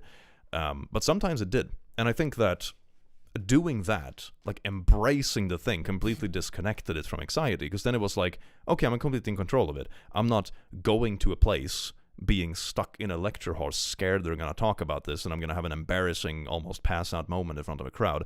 It's completely disconnected from anxiety. I'm just sitting on my couch watching fucking, I don't know, cutty shit, Sounds dumb. And I think what that did is that it disconnected it, because I'm completely in control of my own exposure at this moment, so I'm only exploring the pure physical reaction. And that made a disconnect from my anxiety. Because then it's like, oh shit, something happened, someone cut themselves, or there's blood, or I'm going for a blah blah blah, whatever, and it's like, alright, I feel lightheaded, whatever, go lay down for 5 minutes, feels like ass right now, I'm cold sweating and stuff, but I also know it's gonna be over in 5 minutes, so whatever. It completely disconnected from the anxiety. Still is a nasty physical effect. You still feel like ass, but you only feel like ass for 5 minutes.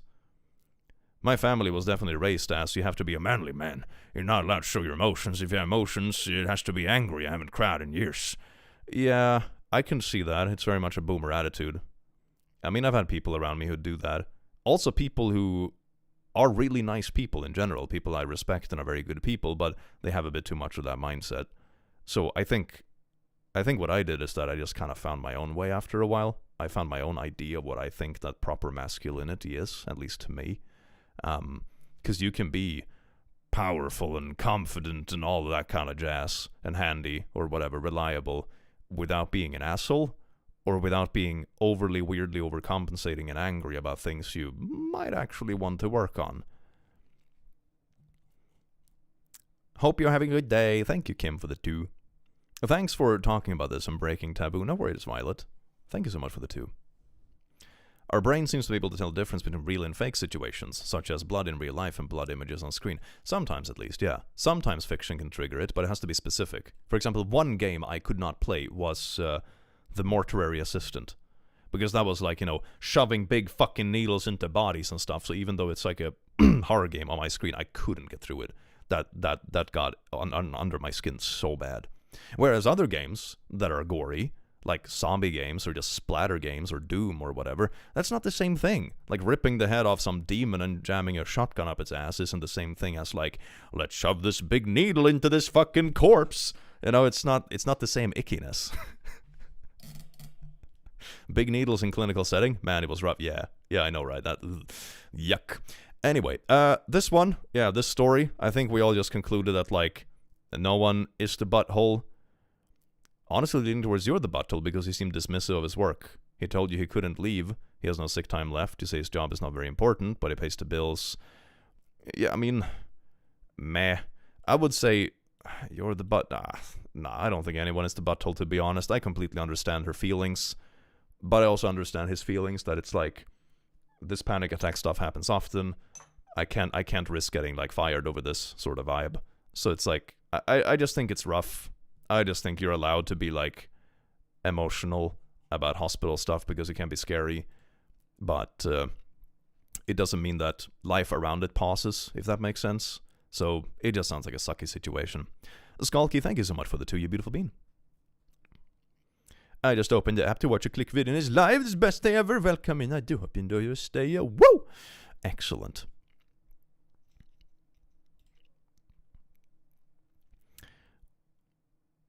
Am I the asshole for laughing at my boyfriend's little brother after we talked about picking his nose? Pettiest shit. Renkson, thank you so much for gifting a membership, you beautiful bean. To buy me jeans. Would I be the butthole if I turned off the Wi-Fi until I can't smell or hear mice anymore? What? Wait, what? Oh, it's a long one. What? What does this mean? Okay, for context, my spouse and I are both neurodiverse and we live with chronic pain. Keeping the house clean has always been a struggle and is a sore spot in our relationship. We also have different standards for what is a livable amount of clutter or mess. I can handle clutter to a point, but I cannot tolerate the mess that creates health hazards or attract pests. That makes sense. I'm not the most cleanly person either, but if you start getting bugs and mice, then it's certainly crossed a boundary. We both work full-time. Most of the household responsibilities fall to me. Keeping house sucks for everyone, but especially sucks when you're disabled. I'm forced to push through my limitations when my spouse refuses. As an example, I have severe low back pain issues, making washes dishes painful, but often excruciating. My husband has sensory issues and doesn't like touching dirty dishes. Never mind that if they just went in the dishwasher right away, they wouldn't have time to get gross. So her yuck outweighs my pain. I think she has washed the dishes less than 10 times since we've been married. Because of new construction nearby, our entire neighborhood has had mouse problems this year, but everyone has been able to get rid of them, not us. If you ever dealt with mice, you know that there's only one way to get rid of them, is to take away any food sources that aren't in a trap. I actually had a mouse break in last winter. It's very unusual. I think it must have ran into the building, like on a lower point, and then it was like crawling along the pipes with the radiators. So it actually got into our pantry. We got one of those like tiny non-lethal mouse traps. In Sweden, I think you're supposed to like legally kill mice you catch, because if you let them out, they're just gonna run into the next building next door. I didn't do that because it was really cute. So what I did instead is I just drove it out into the woods and released it. It was really cute. It was really cute. Would Simba hunt mice? We had a second cat a bunch of years ago, and we were at the countryside with the family, and the tiny cat was chasing a mouse, and Simba was kind of standing around, and then all of a sudden, the mouse was gone, and the other cat was looking around, and Simba was just sitting there in the middle, like wondering what's going on. And then eventually the small cat gives up, walks away. Simba, that is very infatuated with the small cat, follows. And when he gets up, we realize that he accidentally sat down on the mouse, instantly pancaking it. So if that answers your question, he technically hunts mice, but it's with his fat ass, not in a traditional sense. So, yeah.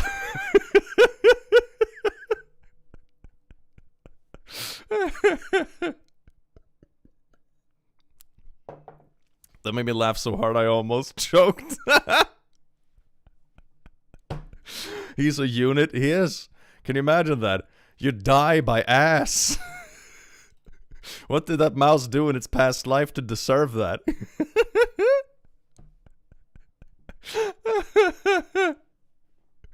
It was so funny because you saw the small cat just like walking around being like, where did the mouse go? Oh my god, and like literally giving up and losing interest after a couple of minutes. And then when he gets up afterwards and walks away, you realize he just sat on it. That's how I wanna die? Valid. As long as you continue to leave your Taco Bell trash with half-eaten burritos next to the couch where you finished it, the mice aren't going away. It's to the point where I'm immediately greeted by mouse smell when I come home from work or open the bedroom door in the morning, and hearing them in the basement or behind the stove makes my skin crawl. this just feels like you need to get rid of any kind of food in the house for like a week, buy a dozen of those non-lethal mouse traps, and just go ham with that. Honestly, like, man, this just sounds like, action needs to be taken and it's not being taken. Jealous of the mouse? Simba protected little mouse? Nah, it died severely. It pancaked, okay? He wasn't protecting anything. We have fruit trees, so we get fruit mice sometimes. It's so annoying. My cat once caught one and let it go in my room. Little shit. Also, if dishes gross you out, get gloves. That's a good idea. Yeah, get gloves. Maybe that helps. Like rubber gloves for dishes. I don't really use them because I don't care so much. I'm a gross little boy. But, yeah. That's very, very good idea, actually. But yeah. The only way I've found in the past is to get my spouse to pitch in with cleaning is to kill the Wi-Fi and refuse to turn it back on for the day, which is also how I motivate the kids to do their chores or homework. Oh, they're living with kids and everything, and they're mice? Holy shit. I'm at a point where I'm ready to turn it off until I can't see, smell, or hear mice anymore, even if it takes weeks. Would that make me the butthole to treat my spouse like I treat the children and take away her Wi-Fi? I mean, honestly, if it's at the point where they are sitting by the computer games or whatever for so many hours a day, and they're literally not even picking up, like there's the thing with that, I'm probably, like, weird in certain ways. I can be bad at picking up stuff after me, but never ever to this point, okay? Like, if I was living with someone who was, like, leaving half-eaten pizzas all over the place, or, like, literally leaving, like, food everywhere, yada, to the point there are pests. First off, I wouldn't live with them. Second, I would definitely turn off the Wi-Fi until they get off their ass to clean up their own shit. Okay? I'm gonna be honest, like, it sounds like you're both suffering with difficulties, but when it gets to the point where you have literal mice running through the house and shitting everywhere and creating smells and stuff, now it's creating a hazard for everyone, including the kids. Like, there is only... How should I put this? Stuff like this is an explanation, but it's not an excuse, You can't let it get to that point. That is insane. It's a health hazard for yourself and the kids, That's like unacceptable. Weaponized disability sort of sounds like it, especially with the sensory stuff. Like, I'm not an expert, so feel free to debunk me if someone knows better than I do. But I imagine, like, rubber gloves would get past that issue, for example. So some of it, it's probably more difficult to keep a household, like, properly cleaned. Like, I can buy that. To this extent, bruh. We had a mouse a couple of years back. Didn't even know the little guy was living with us for a couple of months. He was so tiny. Eventually, we caught him in a pint glass and released him in a nearby field. That is so wholesome. I love it. Oh, I have so many pictures and videos of the little mouse we caught. It was so cute. We have a professional exterminator out. They have sealed entry points and set traps, but they told us until we eliminate other food sources, the mice won't be forced to get food from the traps. In other words, where nothing more they can do until we get cleanliness issue under control. Yeah, I mean, that's the thing. And also, other mice might come around as well, It's like, if you don't get rid of the source, it's like, sure, you can get rid of the mice, but if you still have this much issues with food and stuff everywhere, you're either gonna have mice or ants, Unfortunately, we have a lot of medical bills and can't afford house cleaners. Even if we could, they can't be here every day. I wish this was an option, but it just isn't right now. Yeah, I mean, I've had house cleaners like once. And it was nice, don't get me wrong. It wasn't even as pricey as I thought it was going to be. But, yeah, it certainly gets pricey if you're expecting it like every single week or every single day. That is insane. I think when I had it, I paid like a couple of $100, which was pretty affordable. But I also did some pre-cleaning, and I provided the cleaning materials myself. So that makes it cheaper, but still. And I barely have the energy to make it through the workday and try to maintain the home. I don't have anything left to put into overtime, so we can't afford a cleaner. Divorce isn't a realistic option. Though I think we're definitely headed that way. Yeah, sounds like it. Everyone sucks here, which is how I motivate the kids to do their chores. There are children in this situation. That's my reaction too. Like, the thing is that you can only blame things so far, but when you literally have kids in a household and there are like mice running through and shitting everywhere, like, bruh. Forget about the stupid Wi-Fi. Stop playing the blame game and get rid of the damn mice, or at least remove the children from this environment. As long as you continue to leave Taco Bell trash, maybe stop buying Taco Bell in the first place. Everyone sucks here. This isn't the solution. It's passive-aggressive. She needs to learn how to participate as an adult, or you need to get a divorce. This also can't be a healthy environment for the kids to be in. Yeah. I'm always astounded by people who complain when they get married to partners like this. That's kind of a valid point. I'm gonna be honest. Like, don't people try to live with a person for a while before they get married? It's like, oh man, my partner is a walking trash pile, and they attract ants and mice. Better put some kids in this context. That'll make it easier. Oh my god. I think nobody's an asshole. This is just a hard time. I think the asshole move was putting kids in this situation. Like, bruh, if you want to live by yourself in a steaming trash pile, I'm not going to stop you. But the moment you put kids in it, I don't really care what the excuse is, because you're still kind of like putting kids in like actual health risks. Like, man, nah. They weren't dirty and lazy to the point of hazard before you decide to get married, and you decide to have children with this person. Everyone sucks. Yeah. This sounds really sucky. And is it irresponsible to bring kids into the situation? That's the main thing. Like I said, I don't care if someone lives by themselves and they don't care about cleanliness or whatever. That's your prerogative. I don't give a shit. But when you bring kids into the picture, then it like now it actually affects kids' health, and they didn't have a choice to be brought into this household. And meh. If they don't get the kids out of that mess, someone else might. Yeah, exactly. That's the thing. Like, when it gets bad to a certain point, it doesn't really matter what the reason is. The final conclusion is that the kids can't stay. If they're getting a divorce, OP needs to get video evidence of the other partner being a slob and helping cleaning and stuff. It will help with custody, probably. Man, that sounds awful for everyone. I can't imagine they decided to get married, live together, and have kids. Like, my god. Wasn't those things like apparent from the first place? This isn't someone you should like have a household with. Bruh. That's why I want to have kids. I'm in my teens but feel like 60 limau. Like, man, I love kids. I think they're really fun and magical and stuff, and I think I want kids one day, but I'm also really glad I don't right now. You know, it's one of those things. I think it's of course it's a beautiful thing, but it's also a sacrifice. So you have to be ready for it, you know? I'm gonna watch this instead of the paper I have due next week. I mean, this is basically studying humanity, right? This is beautiful. Are you looking at the controversial post? We are. That's why it's so cursed. Maybe the partner wasn't this bad till after they had kids or recently. That's also possible. People do sometimes change when they get more comfortable. I won't have kids, but I'll spoil my nieces. Hell yeah. The cool aunt-uncle vibe. That's what I am right now. It's a vibe. Oh, whoops. Didn't mean to click that. Let's see. Am I the butthole for having my gay wedding on the day of our family reunion? Ooh, this sounds like a spicy one. Hell yeah. I love that shit. OP was doing every chore despite having chronic pain, though. Yeah. Sounds like the partner wasn't really stepping up. If she had health issues before, pregnancy can 100% make it so much worse. That's also true. Am I the butthole for having my gay wedding on the day of our family reunion? The holy rollers in my family caught wind of my wedding plans and told me on the family Facebook chat that I was being selfish and not considering how the holy rollers would feel about it. The fuck is a holy roller? What is this? Does anyone know what a holy roller is? What?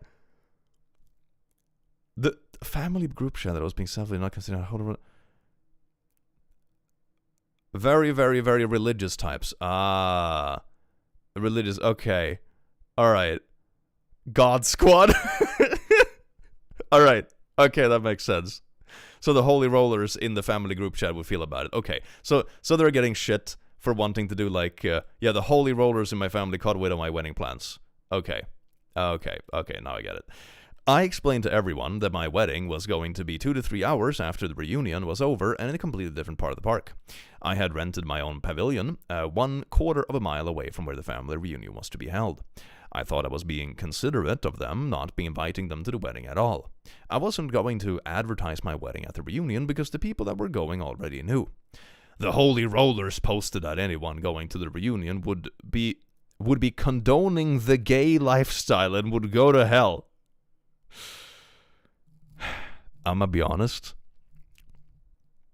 If I had to share heaven with people like this, I would rather go to hell. I'm gonna be perfectly honest. Like, bruh, can you imagine if this is how it actually goes? It's just a bunch of insufferable pricks and Karens that harass gay couples in McDonald's in heaven. The fuck kind of heaven is that? Are you kidding me?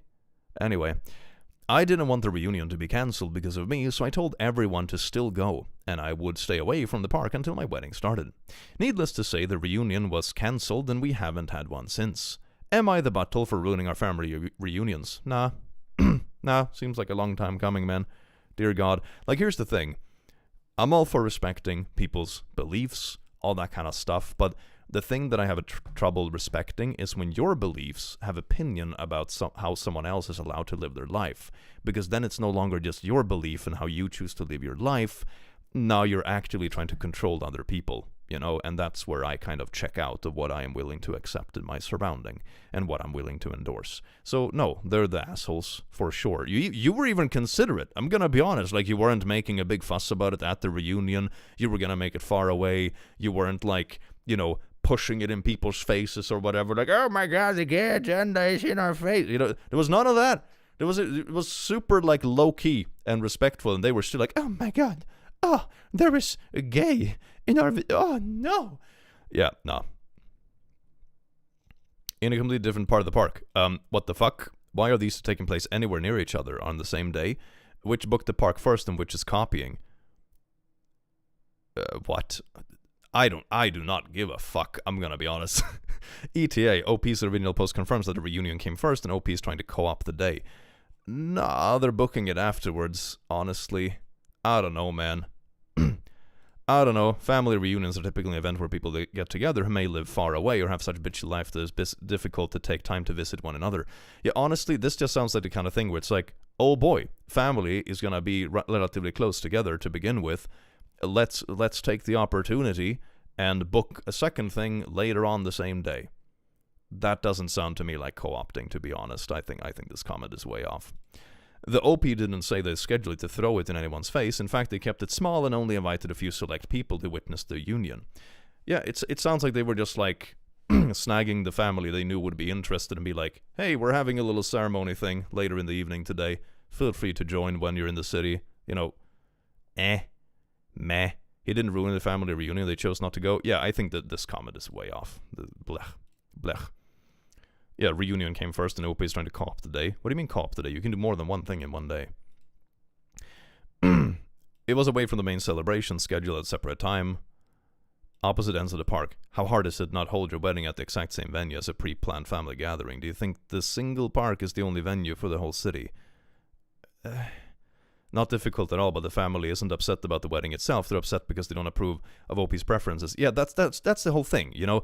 You can try to justify it with this stuff if you want. This has more upvotes for some reason, which I'm surprised about. But the thing is that they are upset about the gayness, not about the, oh my God, how dare you book something else on the same day that doesn't even overlap in the schedule, you know? Nah, hard disagree. Playing Sonic Generations, and I catch my first click live? Hell yes, welcome in, Stray. I do hope you enjoy your stay. And thank you, Leafy, for the 20. That's very sweet. My mother and stepfather made me clean the entire house when I was in middle school, and I had to be a therapist on top of chores and schoolwork. You shouldn't have kids if you can't take care of yourself. That's a pretty good lesson. You know what we usually say about like having a license for having kids? I mean, would never work in practice because that would lead to like holy shit government biases and like fucking eugenics and shit. But you know, in theory. License for having kids sounds great after reading some stories. I usually listen to your VODs while working, and this is my first time watching live. I always loved your story advices, learned so much from that. It's so sweet, lol. Thank you so much for the 38. Mwah.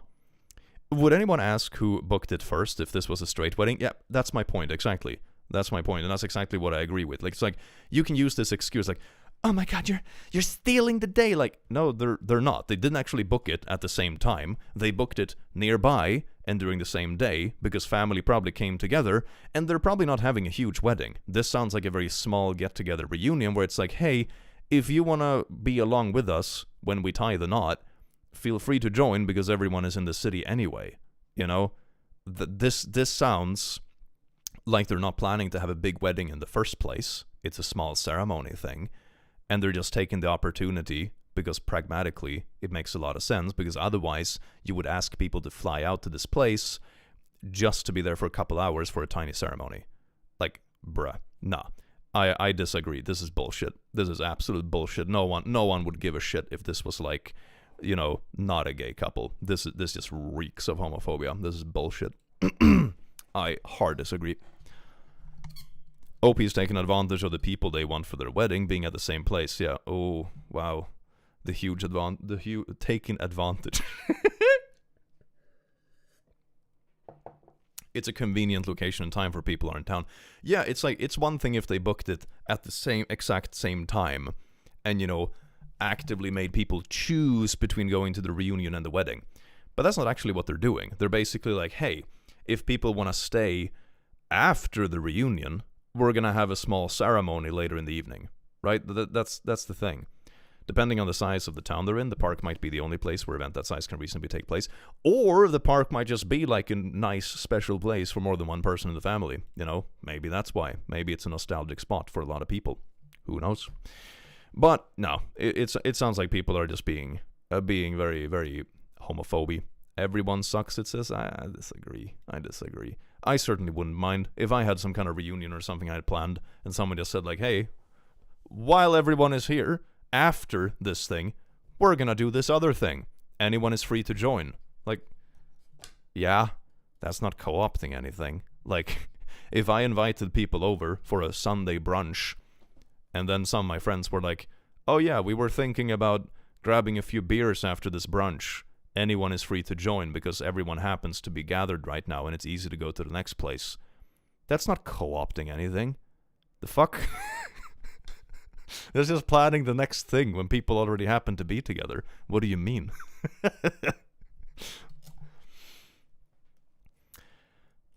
Am I the butthole for telling a blind man to walk faster? Oh my god, what? Oh, the wedding was even after the reunion? That's perfectly courteous and saves folks some travel. Yeah, that's what I mean. It's one thing if they booked it at the exact same time and they were like hijacking people from the reunion. Yeah, then they would be the butthole, because then you're trying to steal someone else's plans. Then you would be the butthole no matter what sort of wedding it was, right? But that's not what they're doing. They're just saying like, hey, when you're happening to be in town, we're gonna have the second activity as well, because everyone just happens to be here anyway. It's nice for everyone. Am I the butthole for telling a blind man to walk faster? I was late for class. The couple right in front of me was blocking my way, and they were walking so slowly. I said, can you walk a little faster? I'm in a hurry. Or, you know, an easier solution. Ah, excuse me, I'm just gonna squeeze past. Okay, anyway. I thought they were lovers walking slowly, but then they turned around and noticed the man had a cane. The woman with him was helping guiding him and probably his aide carer. I felt so embarrassed. I apologized immediately. The woman told me I needed to be more patient. I mean, meh. Sounds like a classic misunderstanding. Apologized. Meh. I said I'm really sorry I didn't notice he had a cane. The man laughed and said, I'm right here. Okay. I said excuse me and walked between them. I heard them complaining about how kids, I'm actually 15 but I look younger nowadays, are assholes, as I was like, what? But I didn't see the cane. Nah, this just sounds like a misunderstanding. I wouldn't. Meh. It's like, it's rude, but it's also rude due to misunderstanding, right? So it's like, it's not malicious. It was rude. You were stressed. You didn't see anything. You apologize afterwards. Meh. Meh. It's not a big deal. You're the butthole, but his blindness isn't a factor here. It makes it worse, but the initial act of assholery was the fact that you made your problem their problem. I mean, yeah, this is like the buttholery, this part, I suppose. I would just said, excuse me, can I squeeze past? Meh. But like the rest of it, it's like, meh. Meh. Meh. Slight case of rudeness. I don't think, yeah, it's not really worth reading into too much, to be honest. It's kind of a meh. I will feel bad for doing that, to be honest. Yeah, me too. I would feel bad and embarrassed about it. As you should, I think. But it's not like anyone died either, so it's like, meh. Sounds like the kind of situation that haunts you at midnight for the rest of your life. Yeah, it's the kind of situation that no one else is going to remember but you. But you know that 10 years down the line, when you're laying awake at 3 a.m., it's going to be like, man, that one time. Fuck.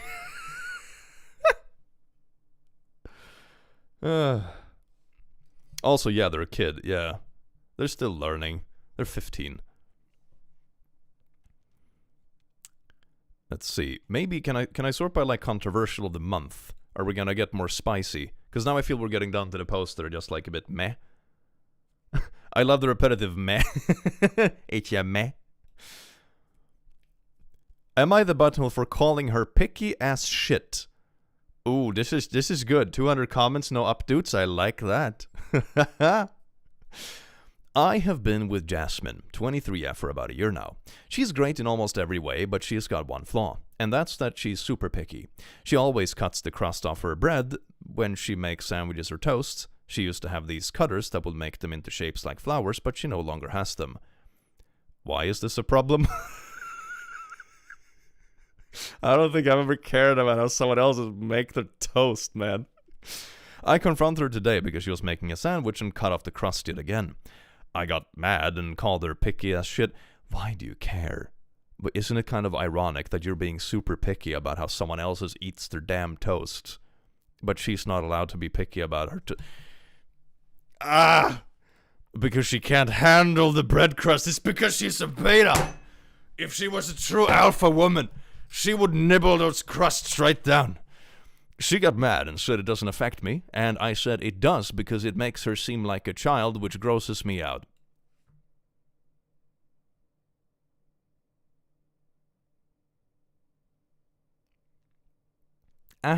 What?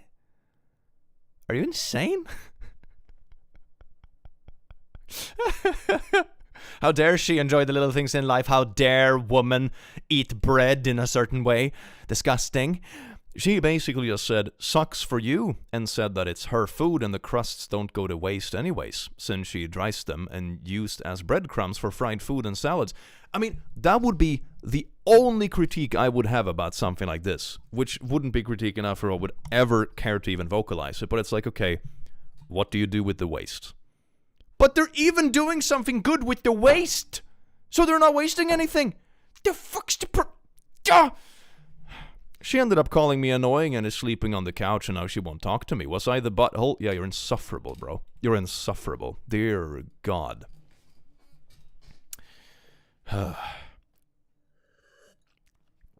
OP is crazy. Them thinking of her as a child is her own fault. Yeah, she made toasts with cute patterns. Wow. Oh. Dude, why does he care? Oh my God. That's my point. It's like, it's ironic. When you start nitpicking people to this extent about you thinking they are picky, it gets really ironic. In this sub, downvotes are for meh posts, not buttholes. I mean, should be, but this is definitely a butthole. You're the butthole. Does cutting the crust off your sandwiches make you picky? People like and dislike different things. And why do you care if someone is picky? Like, I could imagine if it's like, oh, this person is so picky to the extent, like, you always have to, like, super adapt every single meal. And you could never get food from the same takeout places. And, you know, they're always throwing away half the food you cook for them. And it's like, okay, I can see that becoming frustrating. Of course. But, like, bruh, this ain't it. This is not affecting anyone. Bruh. People really love making issues about nothing. People love their little drama, don't they? Oh my God, I am sitting here at home judging them comfortably. Isn't that beautiful? My boyfriend can't stand his food touching because, but doesn't bother me one bit. Doesn't like good night because Brock free bit. There are a lot of short words in that. He's giving her a hard time for how she prepares food for herself when she seems to be the one doing most of the cooking. Yeah, that's also a good point. Man, that makes it even worse. Worst time joining in on the live. Hello there. Hello. Welcome in. I do hope you enjoy your stay. If this is picky, my sister is worse and she actually wastes the crust. That's the one thing I could critique, like wasting the crust. But she doesn't even waste the crust. Bruh. Oh, here's the one with the ER one. Let's see. Am I the butthole for not treating my partner's menstrual blood like it's a gift from heaven? Not a lot of upvotes, but voted as not the butthole. all right, this seems like a doozy, doesn't it? I feel like this is such like a weird topic as well, at least based on like what I see people doing online. Like, here's the thing. I haven't read the story yet, right? But if you're a normal, mature person, it's like, as a man, oh, your partner has their period. You ask them, hey, do you need an ibuprofen, something from the store, or should I pick up pads for you? That's it. Like, a period isn't anything to be like, you know, it's like when, you know, you have those 12-year-olds that are like, oh my god, period. No one, talking about being a real man, right, if you want to go that route, like, no real man gives a shit about periods. You know? It's like, if your partner has a period, you ask them if they need something. All right? That's it. And like, but also, I have seen like weird shit when they like use menstrual blood for like paintings and stuff. And that's like, nah, man. Nah, come on. Now you're just being gross. Okay? It's like, there is a clear difference between like being very purposefully weird about things and being very mature about things. You know, you can just be a normal person and just be like, oh shit, period time. Here's a painkiller, a chocolate, and I'm gonna go to the store and pick you up some pads, right? It's like, you can just be normal and mature. You don't have to glorify it, but it certainly isn't something that should be shamed ever, okay? I never understood why people are grossed out by periods. Poop is way more gross. Yeah, and it smells way worse. Jesus Christ. Have you been in the bathroom after someone takes a really bad dump after like a Taco Bell or something? Dear God. I can certainly admit to like, my poop is definitely the worst smelling thing that anyone in our household produces. Maybe Simba is worse. Maybe Simba can be worse on occasion. That's fair. That's fair. Any bodily fluids or hair from myself is met with much disdain and a stern talking to. But if my partner leaves blood on the toilet seat or floor, God help me if I casually mention it in a very polite and loving tone. Okay. I mean, you could... okay.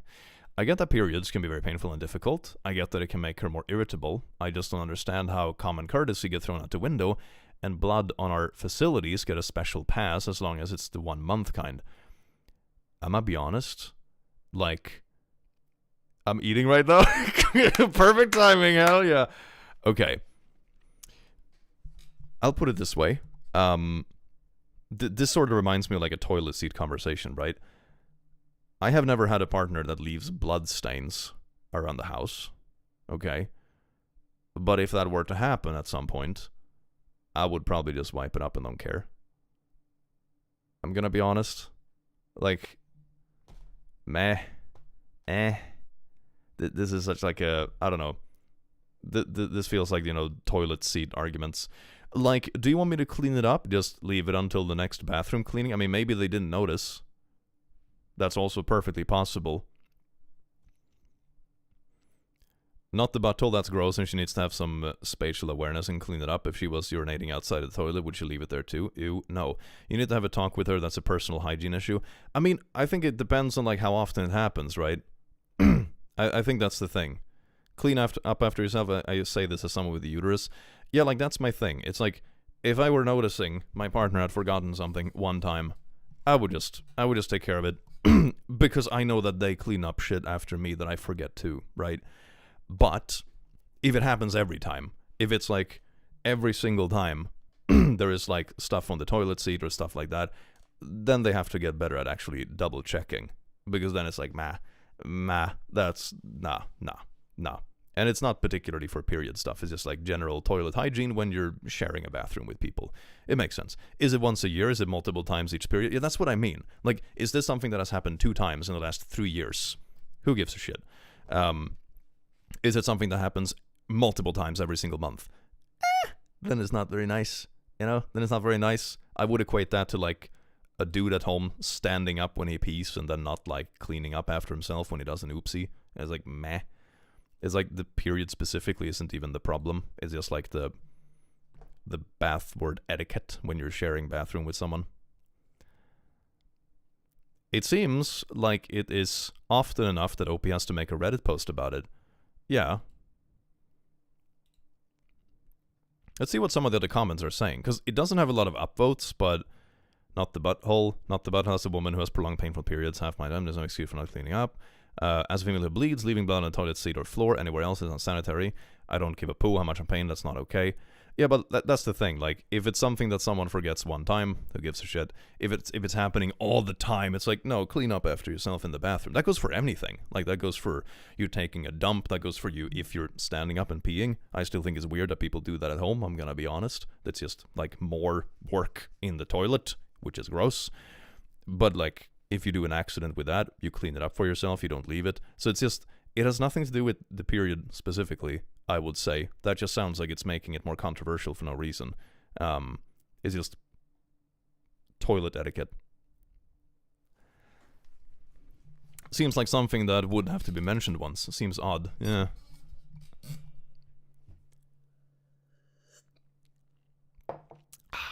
Make a post about it. But so did the guy angry about bread crusts. Oh my god. Oh my god, Click is live. Welcome in, you beautiful bean. Everyone just do your best with toilet etiquette. Exactly. And it's always a matter of like how often, because I can guarantee you that in a partnership, when you're sharing a household, you both pick up like slack from the other person that the other person forgets. Like, that happens, you know, with stuff in general. So, you know, but if it's like a very regular thing, and especially if it's like sanitary stuff or toilet stuff, then like, yeah, it can get annoying.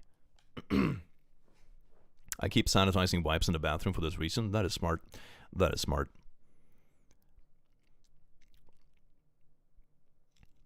If the GF has a disability, she may need help cleaning, but definitely should not leave it. Minimum, let the other person know. Friend's mom is disabled. That also sounds reasonable. It wasn't mentioned in this story in particular, though, but yeah, if that was the context, then for sure. My roommate leaves butt hair on the toilet seat every time he uses it. It's disgusting. It's also unacceptable. Bruh. No, butt hair? What do you mean? Is his butt balding? Nah, man. Nah. Am I being the butthole? I'm being accused for harassing. Okay. No a-holes here.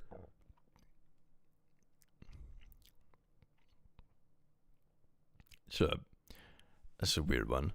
That okay. Already for 2 weeks, I'm fighting with a sore throat and have no voice.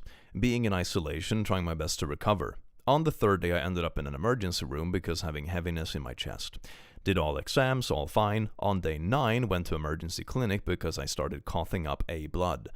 Again, all resorts good, got steroids, and to wait for relief. Today, on day 14, still have trouble with voice, feeling terrible for not having opportunity to get back to my normal routines. So I arrived urgent clinic, got waiting number, waiting room. After half an hour, I'm seeing a lady walking in, same lady from emergency room. Seems like she has the same symptoms.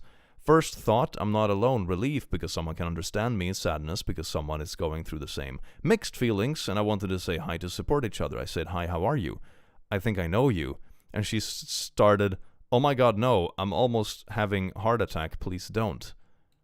Immediately I stand up and changed my seat away and apologized for disturbing, and she continued, oh my god, and what if you know me, please? How do you know me? I felt a bit rude if I don't respond. So, okay, this just sounds like you encountered like someone with dealing with shit in a hospital. I don't know, man. This sounds weird. I said that I think I've seen her in the emergency, and she started shaking her head and yelling, standing up and pointed a finger at me, saying I'm harassing her. She seems like she's on something.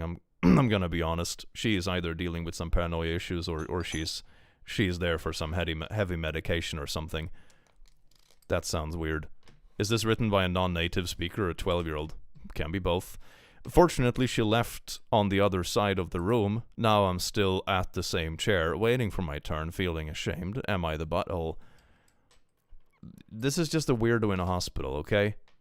This is just like either someone who's there for like, I don't know, paranoia or on heavy medication. Is just a weirdo in a waiting room, alright? Not the butthole, but a word of advice. Don't talk to strangers while waiting to get medical care. It's not an environment appropriate for socializing. Yeah, for the most part, I suppose. I feel like I've experienced the opposite, though. Honestly. But, yeah, I mean, it's especially in this context, it's a little bit of a hit or miss, you know? You just encountered a weirdo in the waiting room. Sounds like she's crazy or wanted to make a scene. Yeah, or she's overly paranoid or something. It just sounds like you encountered someone who was in the hospital for something like that, I'm gonna be honest.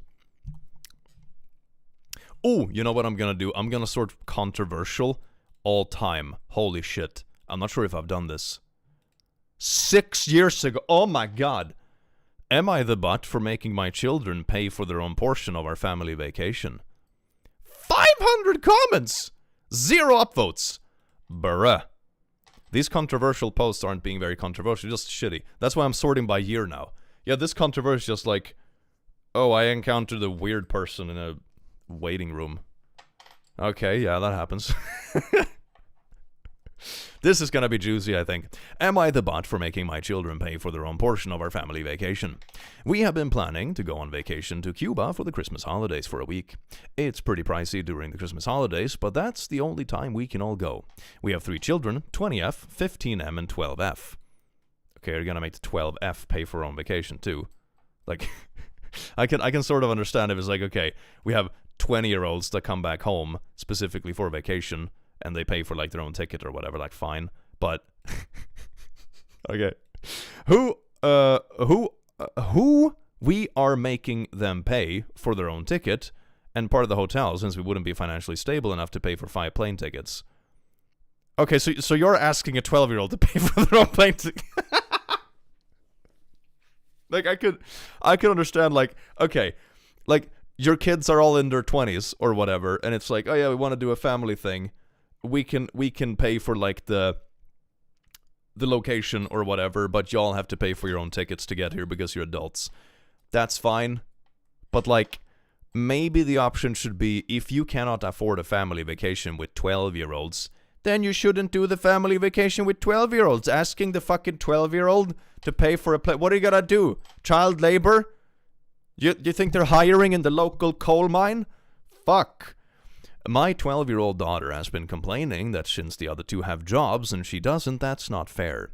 However, we decided to stick firm with it and be equal to all of them. But isn't that just a circle of finances, though? Like, any money the 12-year-old would have would be like allowances they saved anyway. It's your money, and what the fuck? Their other option is, if they don't want to pay, is staying at grandma's.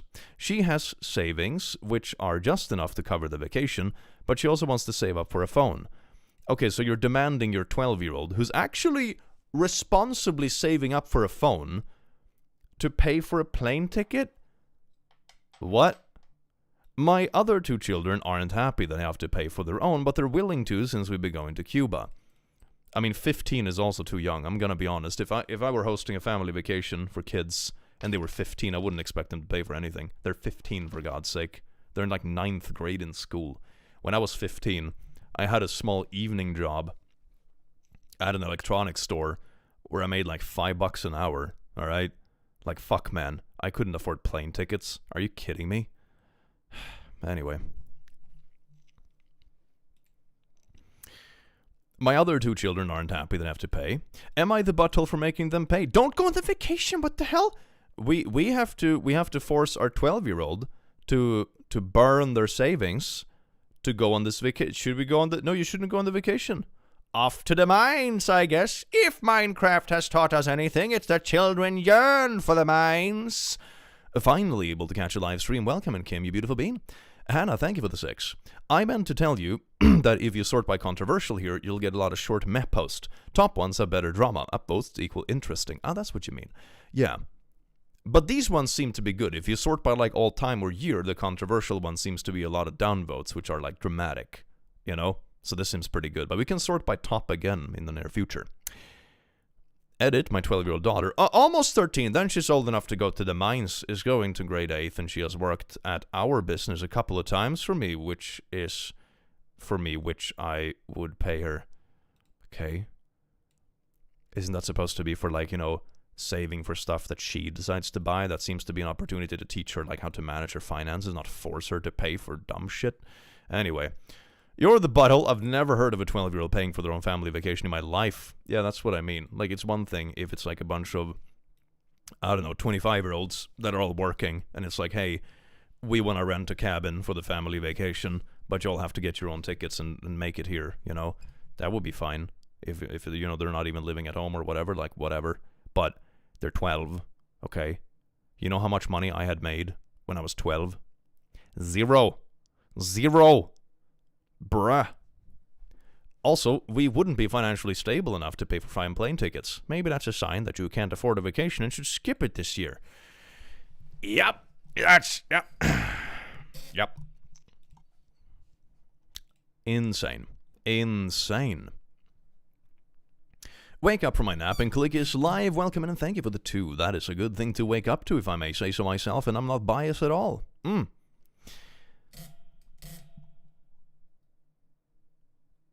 Wait, what? Am I the butthole for wearing a different colored bridesmaid dress after the bride tried to purposefully make us look unflattering?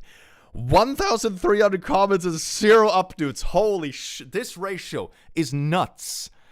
Oh my god. Okay. This is some wedding drama. Been through this. Yeah. Do I smell bridezilla? I smell a bit of bridezilla. Hi! For privacy reasons, this post will be a throwaway and all names are fake. Recently, I, 28F, was a bridesmaid to my friend Tara, 28F, and Tony, 30, wedding, along with bridesmaids Amy, Jane, and her sister Lily. Tara was one of those brides where everything had to be perfect so early on. Tara placed her priority on the logistics. Because of this, Tara had left the details about the bridesmaid dresses for last. Tara had organized a lunch for us in April to talk over the details of the dresses. She handed out swatches and said that the dresses must be in that color and floor length. I asked Tara if she was being serious, to which Tara asked what the problem was. Simply put, the color was ugly and unflattering. Okay, what color is it? Why haven't they mentioned the color yet? That is sussy. That is a sussy baka. Maybe that explains the 0 upvotes and 1,300 comments, you know? It's so funny that Click rediscovered wedding drama and now I can't leave. It's always coming back to wedding drama, doesn't it? Enjoying a nice cup of coffee while hanging with the best content creator on the internet. Oh, thank you so very much, Mina. Thank you so much for the 5. I do hope the coffee tastes amazing. Jane also spoke up and said that this color is going to make everyone in the party look bad. Amy also agreed.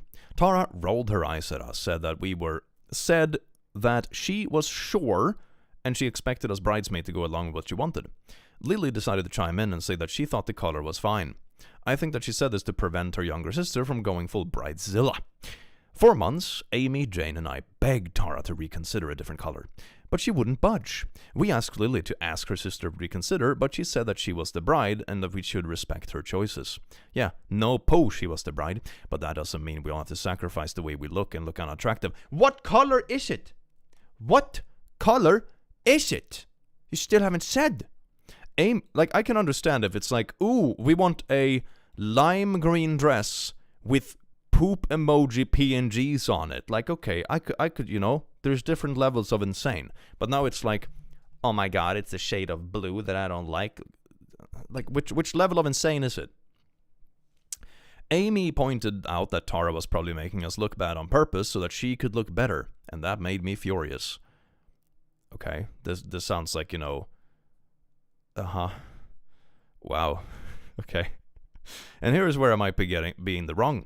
Amy, Jay, and I decided that enough was enough and that Tara was being really unreasonable about this whole thing, and so was Lily.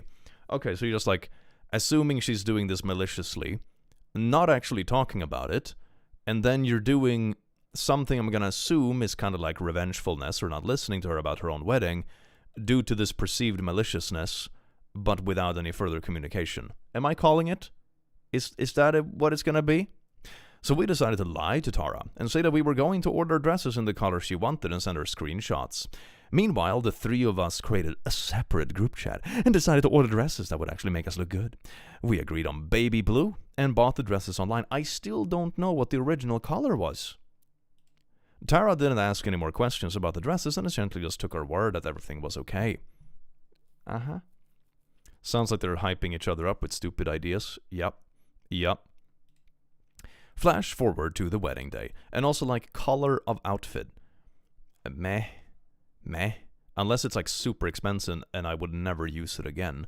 I'm not sure if I would care that much. The moment we put on our dress, Tara lost her poo. She started yelling at us and crying, and Lily had to escort her out of the room. Apparently she must have gotten ready elsewhere because we didn't see her up until we were called to go to the venue for the ceremony. The wedding was great, but Tara was upset. I wonder why. It's a mystery.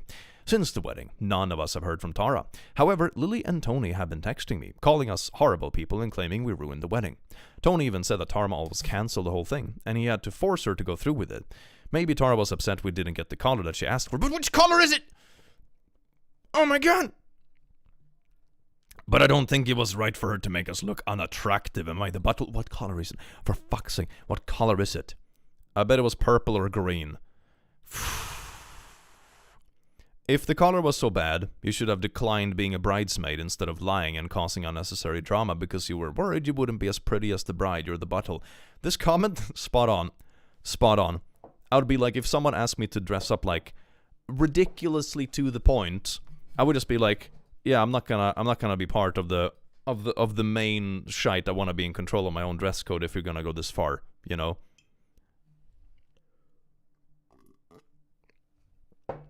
The fact that OP is totally avoiding naming the color means it was probably fine, but that OP just doesn't like it. Yeah, like, what color could it be that is so bad? You're the asshole, you're all. The wedding was great, said the bridesmaid who pulled a Swiftie on the bride on the day and turned up in a completely different dress. Awful behavior. I would have told all three of you to put on your clothes back and get the hell out. Maybe you would have looked ugly in the original dress, but from your behavior, I would say you're ugly on the inside anyway. Oof. Oof.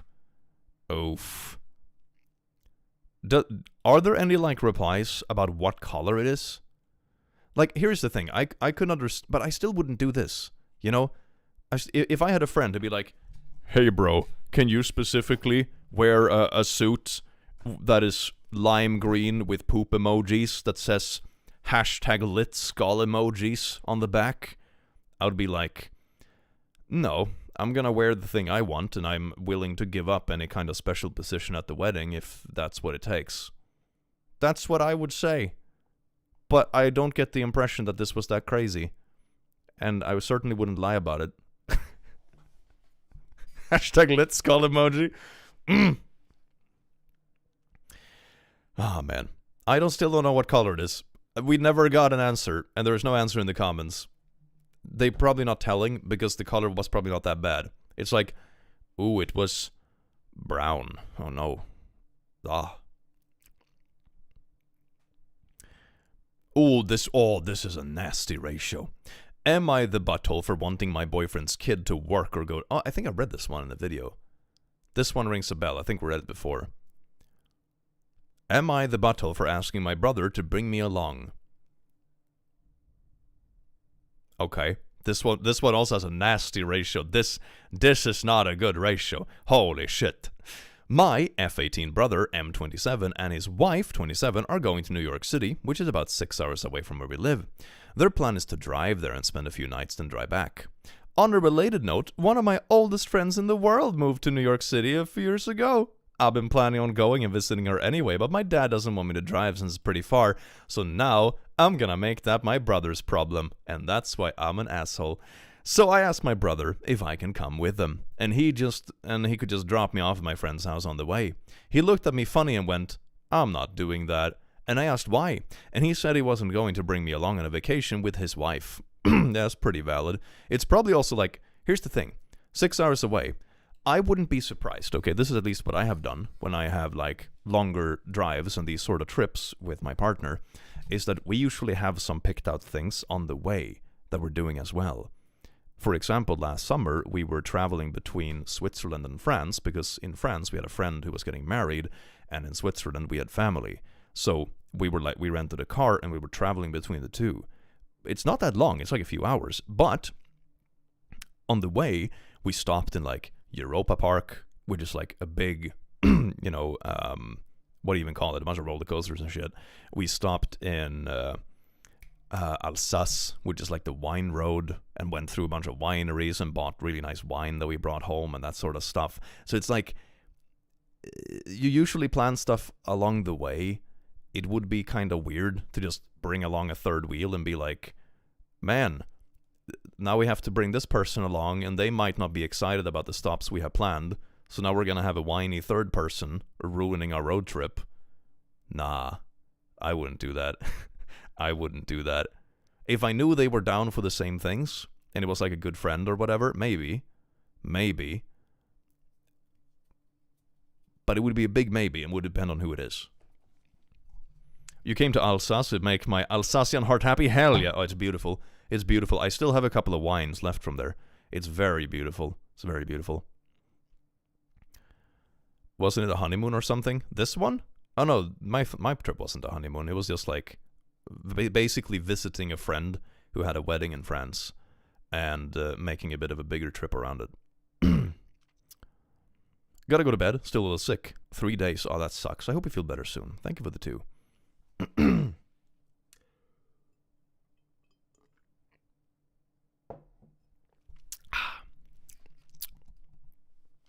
You've been my distraction lately, going through a tough time mentally, and your videos make me laugh. Thank you for everything. That is so sweet, Kim. Thank you for the 5. I do hope you feel better soon. He married the wife a month ago. Seems like a honeymoon. Oh, you're talking about this one. The plows benefit... Okay, let's keep reading. So I asked my brother if I can come with them, and he said I'm not doing that. I said I wouldn't be coming on the actual vacation. He could just drop me off, and he said they're going to be in the city for multiple nights, and he doesn't feel right leaving me alone in the city for that long. He asked what my plan was for sleeping, and I said I would just stay with my friend, or worst case scenario, sleep on the couch in their hotel room. But he literally laughed in my face after that. So now she's just inviting herself. Oh, in case the friend doesn't have space, I'll just sleep in your hotel room with you, you know? And when you're doing the deed on your fucking honeymoon, I can just sit in the cuck chair in the corner, you know? That's fine. This is great. Why wouldn't my brother be psyched for this? Nice. He said he definitely wasn't letting me into their hotel room on their vacation, and that he didn't want to babysit me during the trip. I mean, that makes sense. Yeah. That was pretty mean of him, since I'm literally not even going to be with them most of the time. I'm just going to sit in the cuck chair and stare at them when they want to have their private time in their hotel room on their romantic trip. And I said that it wouldn't be babysitting, since all they would have to do is drop me off and pick me up. He said, and drive you there, and drive you back, and let you sleep in our hotel room. Yeah, that's the thing. It never ends with just that, because then something happens, you know, like, oh, the friend didn't have space, she needs to be driven back and forth, something happens, or she's sad, or the friend you literally haven't met for 6 years wasn't actually that fun to hang out with, so can I tag along with you guys instead? Nah. Cuck chair in the corner. Yeah, but have you realized that? Like, every hotel room has a cuck chair. Every single hotel room has a cuck chair. I can't unsee it. Terracotta was the color. That's not even that bad. What do you mean? Bruh. I mean, it's a bit niche, but it's not bad. What? That's insane. I turned my back for 1 second. Welcome in. Thank you for the 10 months. But my thoughts are that driving, sleeping in the hotel, those are all things that he's doing anyway, and it wouldn't cost him anything extra to let me come along and sleep in the cuck chair. The actual vacation, they would still be alone. It would basically be like we were just driving near each other, apart from sitting in the cuck chair and watching them sleep, you know, having him be your taxi driver in the city, having to deal with you the whole road trip back and forth, which is at least 12 hours in the car, probably more like 20 hours in the car if you count all the breaks and food and maybe visiting some places on the way. Nah. What's the money called in Sweden? Is it just euro? It's Swedish crowns. Swedish krona or Swedish crown. I said all this to him, but he just kept saying no and that he wouldn't do it. And I guess I might be the a-hole because I told him if he was going to be stingy and prioritizing his wife, who he only married like a month ago, then it's literally like a fucking honeymoon. Oh my god. Hey dear brother, how dare you prioritize your wife you married last month instead of me? First off, it's his damn wife. Secondly, it's a damn honeymoon. Oh my... Kid, I mean, I get they're 18, right? They're relatively young, but they cannot be this clueless, right? Like, this is mind-boggling. Over his actual family, who's known him for as long as he's been alive. Okay. This is overstepping some serious boundaries. And also, here's the thing. Here's a little bit of a mind-boggling thing. Your parents, who are like the core family in your home house, also got married at some point. When you get married, your partner is your new core family. And you make babies together if that's what you want. And you have a new family. That's the new core, right? When you get married, you have a new core. That's sort of how it works. Dear God. Oh my God. Bruh. And I also know for sure that this person would not have the same attitude if the brother had come to them and be like, can you prioritize me over your boyfriend? You've only been together for blah, blah, blah. Nah. She hasn't known him as long as he's been alive either. She's 9 years old. That's true.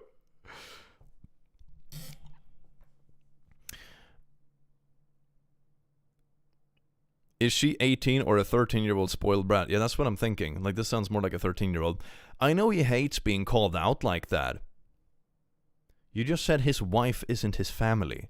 What do you mean called out? You're just being a pile of poo. But I was just really angry. After that, the conversation basically ended and he started ignoring me. I wonder why. I talked to my parents and they say they would talk to him, but they can't make him do anything, even though he's literally their son, especially since I tried to force myself into the trip. Am I the butthole here, or is he just being mean?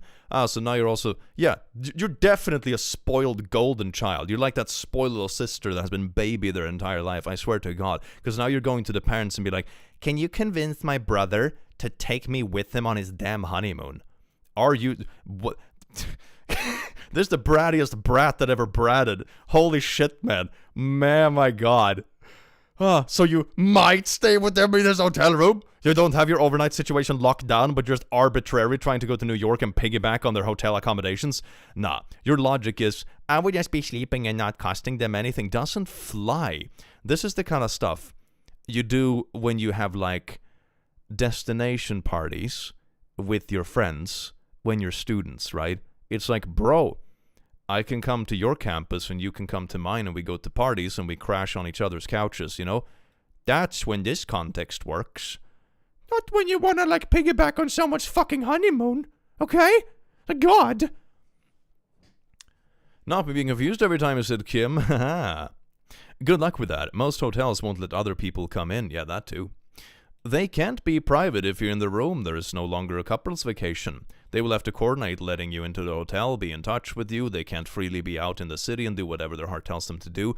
Yeah, imagine if they're out on the town, having a late night, and you come home and be like, my friend wasn't fun. Can you come back home and cancel your fancy dinner so you can let me back in the hotel so I can sleep in the cuck chair?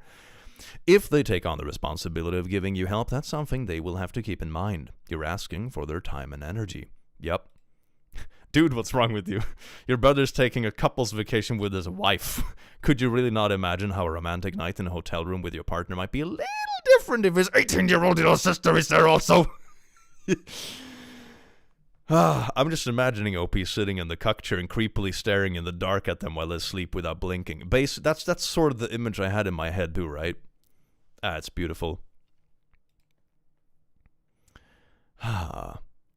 Yeah, of course he's concerned about babysitting you. You have no definitive plans. Yeah, this is the thing. Like, if the friend they're there to visit ends up being busy, or is working, or gets sick, or aren't that fun to hang out with because you knew them 6 years ago, or whatever, it's all gonna be on them to babysit you, you know? Like, bruh, this is a 50-50 if you're just stuck babysitting your little sister instead of actually having a vacation with your wife. Man. You're an adult. Save up and go to New York yourself. You're the butthole. Yeah. That's also true. They're married for a month and going on vacation. Perhaps their first vacation since their wedding. I think there might be another word for a vacation after a wedding. Perhaps, you know, they have a few days planned for themselves, you know, a third wheel. God, maybe it's called a honeymoon. Maybe that's what it is. Dear God. What? Man, bruh. Why do I get the feeling she's trying to intentionally insert herself between their marriage on purpose? Like, she's not oblivious. It's intentionally being done. Yeah, I think maybe she's just super duper spoiled. Was always like the little golden little sister who was much younger and much smaller. That always had everyone looking out for her, and she went first, right? Because the brother was already much older. So when she was like, you know, 10, he was already like basically a legal adult, you know? So it's like, yeah. Fell off my bed laughing in my head. Oh no. So I think she's just spoiled, and she's used to everyone looking after her. And now when the brother is married and maybe wants to do a thing with the wife, it's like, oh my god, I don't come first anymore as your little sister. What the frick? Yeah. I will call that weird chair in every hotel a cuck chair from now on. Has no other name as far as I'm concerned. I cannot unsee it. You know, the first time I saw someone point it out in like a meme or something, it's like, does every hotel room have a cuck chair? I cannot unsee it. It's so funny. And it's always facing the bed as well. It's always sitting in a corner by like some drapes, just pointing towards the bed. It's so weird. It's like, you know, what else are we supposed to, random chair that no one will ever use. Cuck chair. Stop with the cuck chair. I will not stop with the cuck chair. Am I the asshole for not complimenting my wife so she won't become vain? Yeah, brother. Better insult your wife to keep her ego in check. Well, that's the standards of a good, healthy relationship. Yeah. What? That's how it goes. This is a part of everyone's healthy relationship. Context: my wife, 29F, and I, 31M, have been together for 10 years. We share 9 children, 9, 7, 5. My wife was never someone to really dress up or put much thought into her looks. She's always been beautiful, but never did much to highlight it. Until recently. She went through this crisis of feeling like she didn't have a personality outside of being a mom. Okay, that's a bit of a typo. Something like that. So for the last 2 years, she started traveling more, joining different groups, dressed really nicely, wearing makeup. That sounds nice. And it's also probably, here's like a little bit of a wild thing, right? It makes perfect sense with the ages of the kids, right? Because this is the age where the youngest kid is probably like starting preschool or something like that. 5 years old. When did I start preschool? It was probably 5. Something like that, right? So this, something like that, very dismissive. Indeed, this is dismissive. This is the age where all the kids are off to school, right? Like 5, that's probably when the youngest kid is going to preschool. So this is actually the first time in probably 9 years since they had the first baby, a little bit more if you count like pregnancy and shit, that she actually doesn't have to be a mom 24/7. This is probably the first time in almost a decade that they don't actually have a small child at home 24/7. Right? So, you know, her breaking free of being only a mom makes perfect sense. It makes perfect sense. I never realized how much of a difference it would make, but people treat her completely different. She is constantly getting complimented, told she should be in magazines. She'll come home, happily tell me about the random stranger who was so nice to her. She randomly gets gifts. Lady at her job brought her her book series she was interested in. She gets hit on. When we go out, all these dudes want to buy her drinks. Sounds like jealousy. I'm gonna be honest, dude. The solution for jealousy or insecurity isn't to like treat your wife worse so she doesn't have an ego. You know what happens then? She's gonna go with someone who actually treats her nice instead. That's what's gonna happen. Even my family has noticed, and all of a sudden it seems like they're wondering how I ended up with her. Honestly, it's a bit overwhelming for me and something I'm just not used to. If you can get over your insecurity about this is amazing. This is okay. Like, imagine this. You're standing in line at some place, and she, being an absolute bombshell, she can just like smile at the fucking bouncer or whatever, and you can just have a fast track to any line you want. Pretty privilege is real, and as the partner of someone who has proper pretty privilege, you can just coast that shit. Okay? Like, bruh. My wife is gorgeous, poor me. This is just massive insecurity. And now his attitude is like, push her down instead. Like, man, come on. You should also, here's the thing I've never understood about this kind of stuff. It's okay. Like, you can feel iffy if like some random dude comes up and be flirty in front of you to your own wife. Like, I wouldn't be too happy about that, to be honest. Like, I would probably think the dude is a douchebag, and I'd be very tempted to clock him. I'm gonna be honest. But I wouldn't be mad at the wife for it, you know? If anything, it's a fucking compliment, because it's like, damn, she really bombshell, huh? And she chose me. Damn. I must really be something, you know? it's a good thing in that sense. Doesn't mean that the dude is hitting on her in front of you is justified. Like I wouldn't be like very happy at him, but I certainly wouldn't be mad at the wife about it. That just sounds like insecurity. That's not good. It's kind of become annoying. Anyway, she was going out with friends and she asked me how she looked, and I said fine. She seemed disappointed with this. My sister was over and commented I should hype her up. I said, why should I when the world already does? You're just so jealous. Oh my god, you're so jealous and such a little birch. Just be happy you have a hot wife. That I don't want her thinking too highly of herself and becoming more vain.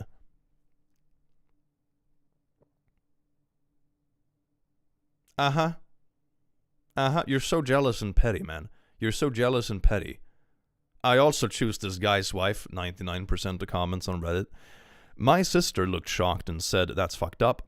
Said, that's low-key abusive and I'm an asshole. I think she's overthinking it, but I decided to get outside opinions. Am I the asshole? You're the asshole. You're super jealous and petty. You're super jealous and petty. You have a wife that started, like, taking care of her appearance more once the kids got older, which makes a lot of sense, you know? And she was tired of just being a mom, which makes a lot of sense. So now you have like a house full of kids, happy marriage, and a wife that is actively getting hotter. What the fuck are you complaining about, man? Holy shit, man. Oh, bro. I bet this guy is the same kind of douche that would also complain. It's like, oh, my wife gained 10 pounds after pregnancy. Am I the asshole? She's so fat. Am I the asshole? It's the same douche. Same goddamn douche. Oh my god, I don't even have to read the comments. This is a clear-cut case, man. Oh no, my wife is hot. And sometimes other people notices that she's hot. Yeah, that sort of comes with the territory of dating someone that's hot. You have the right to be upset if the hot wife would be reciprocating, right? If, like, you're at a restaurant and another dude comes up to buy her a drink and she's like, oh my god, blah, blah, blah, and, like, starts gassing him up, like, genuinely, that would be upsetting, don't get me wrong, but it doesn't sound like that's what she's doing. She's not even hiding anything, you know? She's like, oh yeah, someone gave me something today, it was nice. She's like, cool, I got a compliment today. That's not, nah, it's not it. Oh no, my wife is pretty and other people agree. Woe is me. God. The divorce came out of nowhere.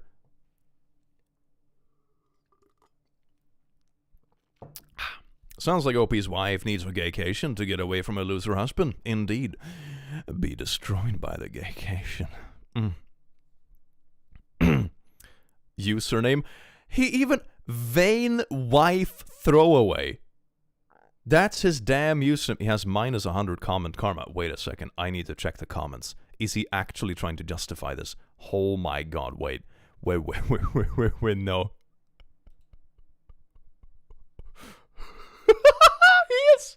He is!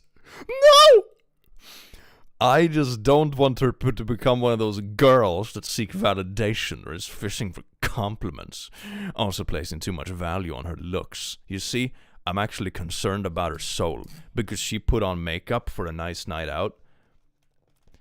And that's like ringing Satan's doorbell. Bruh. I just don't want her becoming a person that only cares about looks, constantly trying to look her best. I don't want her seeking validation via compliments. God forbid someone is trying to look their best. Fuck me, man. Like if someone... like for example, I like going to the gym.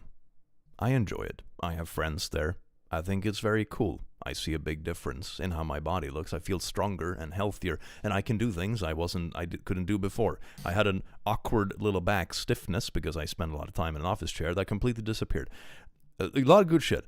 If I had someone that I considered a partner like this, or like a wife or a husband or whatever, and they told me like, why do you spend so much time in the gym? I don't want someone who's all vanity.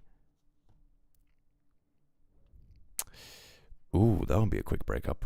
Oh my god, that would be a quick breakup. I'd be like, bye. Bye. The guy when he has a confident hot wife, my god, no. Someone sent the wife this post. I mean, considering that he literally told her this face to face in front of her sister, I don't think we need to send it, to be honest. I think the damage is already kabooshed. Yeah, I did all the time. I'm just saying too many compliments can go to someone's head. I don't think she needs that. I just imagine someone saying this about me.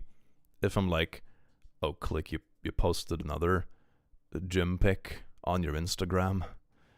Are you sure this isn't going to your head? You know, I don't want you to become someone that only cares about bicep. Oh. Bruh, what? Bruh, what? Some people just need to stay single. Poor wife, though, yep. Me complimenting my GF all day long. Hold my beer. No more compliments for Click. He might feel uncomfortable with himself. No, my ego might reach unprecedented standards, alright? Oh my god. Ooh! Am I the butthole for getting one of my coworkers fired? I love sorting this by controversial. It's all assholes. It's so fun. I, 20M, am a server at this restaurant, and my former coworker, Sophia, 18F, was also a server who has gone off to college. For context, I would always make these dumb but funny jokes about babysitting Sophia, considering I am older than she is. Ah, yes, indeed, you're 20 and she's 18. You're so much older, so you would babysit this damn legal adult who is also working in the same job. This kind of age gap, you could literally be in the same class, dude. You could literally be in the same class. Like, bruh. Because I'm so much older and sophisticated, and I've been working there longer than her, and she's barely an adult, but I still made these jokes about her when she was still 17. Honestly, though, Sophia is pretty much a baby.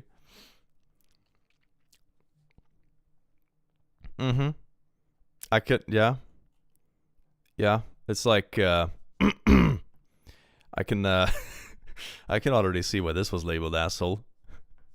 This random coworker that I'm obsessively bullying and belittling and calling a baby, she's such a baby, and now I'm going to Reddit to reaffirm the fact that she is a baby. 2-year age gap, but she's still a baby. Like somehow by you'd be in the same class. Exactly, yeah, bruh. When I was starting uni, we were a mix. Most of us were a mix between 20 to 18-year-olds, depending on if you had a gap year or not. Like, you're literally in the same class. Like, man, come on. Oh my god. It's just a joke, bro. There is jokes, and then there is jokes, right? Like, a good joke doesn't punch downwards, right? Like, imagine this. Imagine, this is a coworker. He had been working there for longer. He was older, and so on and so forth. He wasn't technically a boss, but there's some sort of power dynamic, right? Imagine if I started joking with, like, I don't know, an editor that was working for me, and I said, like, you're such a baby, haha. Imagine if I just, like, withheld your pay. It's not really a joke, It's really uncomfortable. Or, like, when you joke about, like, nah. This is the kind of jokes you can do with friends you have banter and rapport with. The excuse is just a joke. When you start doing that excuse, you've already done something weird. But anyway, around Sophia's last few days working here, I made a joke which left her embarrassed. I was making a salad, and then she came over to make one as well, and she made a joke selling that it smelled like eggs, and she asked if it was for me. I told her that it was probably because her body smells like a fish.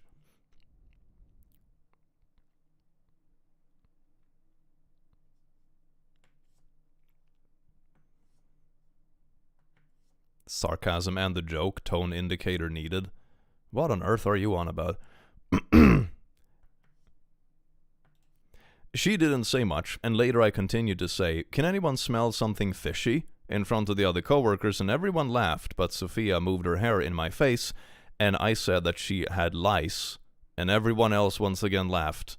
This is preschool bullying. This is like what 10-year-olds would do. What do you...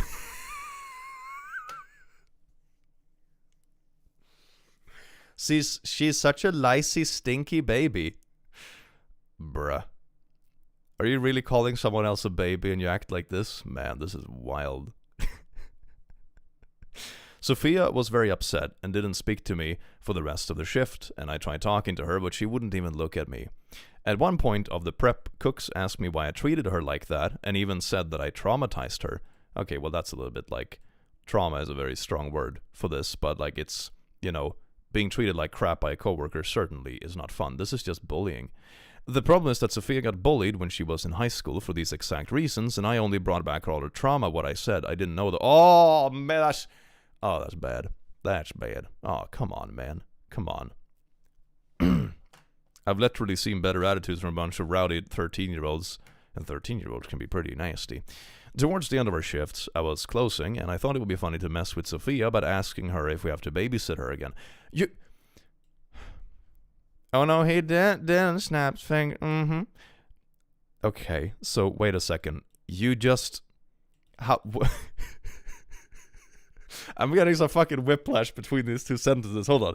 The problem is that Sophia got bullied when she was in high school for these exact reasons. I only brought back her trauma by what I said. I didn't know, though. But anyway, towards the end of our shift, I thought it was funny to mess with her again by asking if I had to babysit her again. Booyah, I didn't know that she... But anyway, let's push it in further, baby. She got really angry and told me to shut up and leave her alone. I went and told the shift lead, and she went and had a word with Sophia about how she needs to keep things professional, and our manager also had a word with her, and she got written up for talking like this. Bro is a fucking cry-bully. Bro is a fucking cry-bully and a snitch. OP is beyond an a-hole. I wouldn't spit on OP if they were somewhere. He's a cry-bully and a snitch. Oh my god. Nah, man. Nah. Once we were let outside, she ran to her cars in tears and drove home. Understandable. Dude, you're such a piece of shit. The next day, she filed a complaint to HR and even told another manager, and I got talked to. Throughout the shift, she wouldn't speak to me. I asked if she can hand something to me, and she wouldn't do it. Towards the end of the shift, I was one of the closers, and I was in charge of checking tables. She asked the other server that was closing with me to check them, and she told her to get over herself already and ask me. In the end, she went and got the manager to check them because she wasn't going to speak to me. I was only trying to make a joke. Recently, Sophia got fired, and I haven't heard anything since, so I would like to know my the butthole. I mean, sounds like she went off to college. Dude, you're such a piece of shit. Oh my god, I'm gonna be honest, man. I'm gonna be honest. You're very punchable, alright?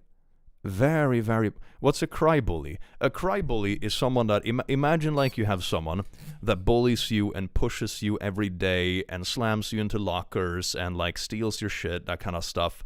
And then one day you have enough and you smack him back, and then they report that to try to get you in trouble for standing up for yourself. That's a cry-bully. Deary, thank you so much for gifting a membership, you beautiful bean. If you fight back against a bully, you get in as much trouble as they do, which is a BS. In German, we say, Backpfeifen Gesicht. Yes, indeed. She wouldn't talk to me, no shite, Sherlock. Yeah, I wonder why. So the prep cook brings to your attention that Sophia is triggered by you making fun of her. What do? Double down the next time you see her and harass her some more.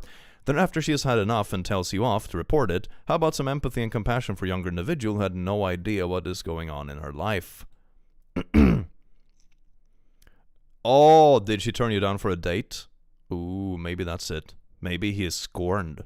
Maybe he's a scorned little lover boy. I don't understand why he would go so far away to make this girl so miserable while she was on shift. And to tattle on her when she told you to fuck off after months of your harassment and turning the other staff against her, you're the absolute worst kind of person. Yeah, that honestly makes sense. That honestly makes sense. And the wild thing is that he couldn't even, like, manipulate the story to make it, like, be on his side. So he's also stupid. He's not even a good manipulator. So he's also a nice guy? Might be. Yeah. Was OP doing this so she would quit? I don't know.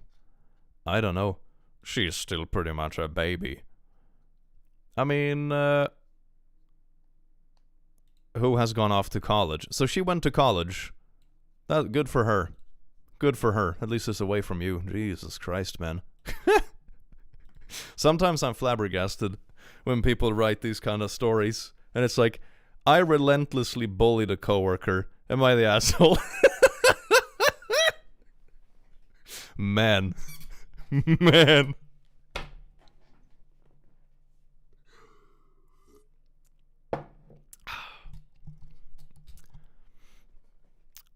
He's deserving of a restraining order. Oh, he's deserving of a lot of stuff. Man. Oh, man. Am I the butthole for rehoming my cat? Nah, this one doesn't. Oh, let's see. Am I the butthole for siding with my kid against my wife? Ooh, this one has a good ratio of drama. Yes. If she really was fired, I hope she got a suit off. Yep. I know you're a special baby boy who deserves the world. Indeed, oh my god. I thought OP was a girl and was jealous. Nope. But maybe he was turned down. Maybe she wasn't interested and he decided to be a crybaby instead. Wouldn't surprise me. It's also ironic that he was calling her immature and acting like that. Like, bro, you have the mental capacity of an 8-year-old. And that's insulting to 8-year-olds. Am I the butthole for siding with my kid against my wife? My 44M wife, 42F, and I have 3 kids. Let's call them Josh, Megan, and Sharon. Wife has always enforced strict rules. The relevant rule here is her rule around chores. She has a list of chores for the kids to complete weekly before Saturday morning. Make your bed, do your laundry, do the dishes, take out the trash, vacuum the living room, clean their rooms, and clean their shared bathroom. Sounds pretty reasonable. This just sounds like clean up your mess, sort of. Pretty, like, valid chores. Each week, wife will assign communal chores to each kid, and each one is responsible for their individual chores, like cleaning their own room. These chores are assigned ahead of the week, and if they're not done by Saturday morning, they can kiss their weekend plans goodbye. They're not grounded, but wife revokes their privilege to hang out with friends until the chores are done. Josh has entered his rebellious phase. How old was Josh? 15. He's really been pushing limits recently. This weekend he had plans to go snowboarding with his friends. He assured his mom that his chores would be done this morning. Come today, Saturday, the dishes haven't been touched, his laundry remains in the hamper, and you can't walk through his room. He was fully decked out in his snow gear, and wife asked him what he thought he was doing. He grinned and proudly announced he came up with a plan. He made an agreement with his sister that if they did his chores today, he will do all of the communal chores the following week. I thought this showed good problem solving. My wife felt differently. She said that this was not the agreement. He started to bargain and negotiate with wife, growing increasingly desperate and frustrated. Trying to be a mediator, I asked wife if it was really necessary to revoke his ski trip. He found a way to make it work so the chores get done, and we teach our kid to keep commitments. And he made a commitment to his friends to go snowboarding with them. We just got a new cat. He adopted us. Hell yeah, that's amazing. Name ideas? Ooh, energetic, sweet. I have a friend to name their cat Gizmo. It's a very good cat name. Okay. My son couldn't have looked happier in that moment. Wife was floored. She said he came up with this plan without running it by her. It might be a different story if he brought this solution to her last night. But also it sounds like the problem. Okay, here is the thing that I felt was kind of skimmed through, right? The chores aren't actually done. Okay? Like, if this agreement had actually worked out the way it was supposed to, and, you know, the trade of chores or whatever, then they would have been done. But the problem is that he did a trade and the chores didn't actually get done properly. So it's like, it didn't work. If it had worked, no one would even have noticed. Am I the only one who caught that? Like, the chores aren't actually done, though. That's the thing. Like, okay, you tried to trade off chores. Didn't work. Now what? This is where I might be the butthole. Unable to control his anger, he yelled, "Frick you!" to wife, teenager. You could hear a pin drop in that moment. I was so caught off guard by the outburst. I started laughing and couldn't stop. Wife looked at me with betrayal. I mean, also don't like, I don't know, don't. I think one rule of a household is like don't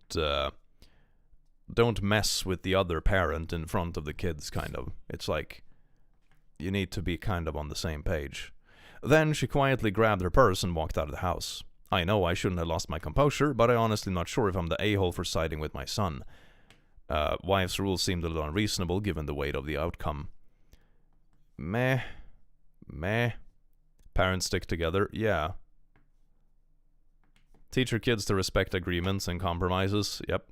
I sided with my son in an argument he was having with my wife about chores, and he told her to frick you, and I accidentally laughed. You're the butt. What's wrong with you? If I ever spoke to my parents that way when I was a minor, I would be grounded indefinitely. How can you allow your son to disrespect your wife that way? Your wife was right. The rule of the house is that the kids must have their chores done by Saturday morning, or their weekend plans will be cancelled. Your son's chores were not done, as your wife pointed out. If he wanted to make a one-time adjustment to the rule, he should have asked her yesterday instead of informing her on the way out the door. Or, if the whole thing actually worked. I mean, maybe the deadline wasn't met, I suppose. Wait. Individual chores.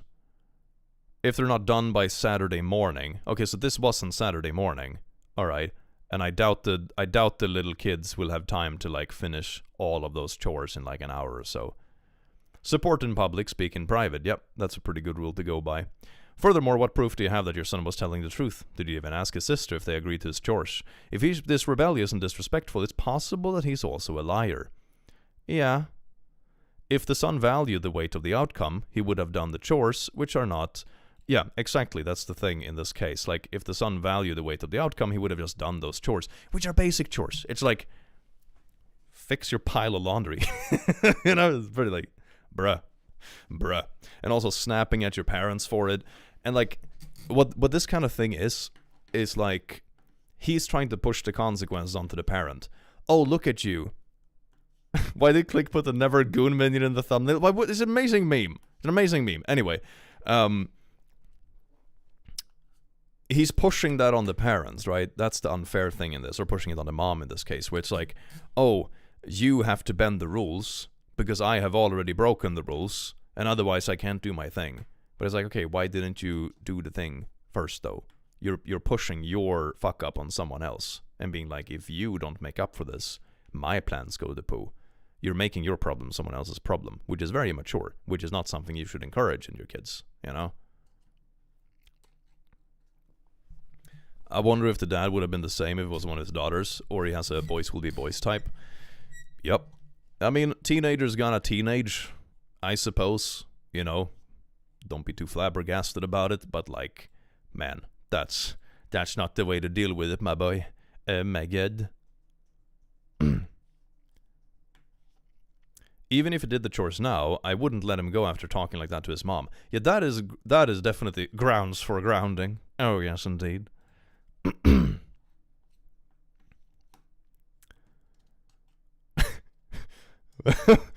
Wait, what?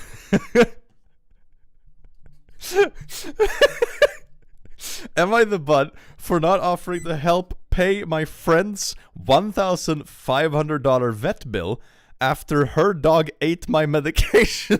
What? Okay.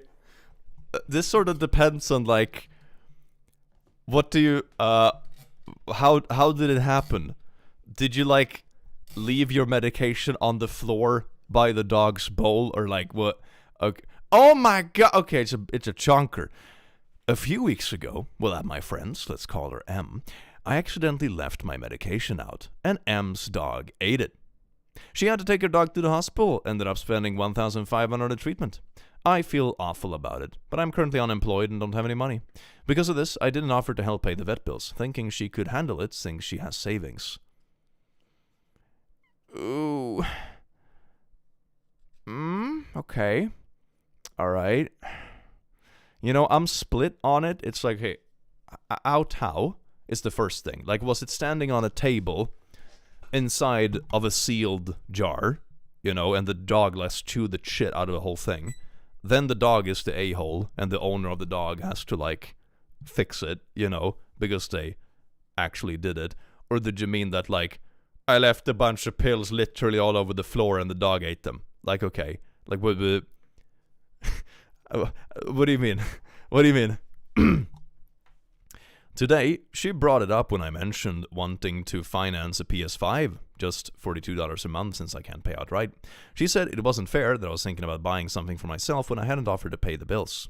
I told her I didn't offer because I literally don't have the money, and that she has asked me if she had asked me directly, I would have tried to pay over time. Now Em is upset and feels like I'm dismissing her, but I was scared. But I was so scared for her dog I literally threw up, so I don't understand how I'm being dismissive.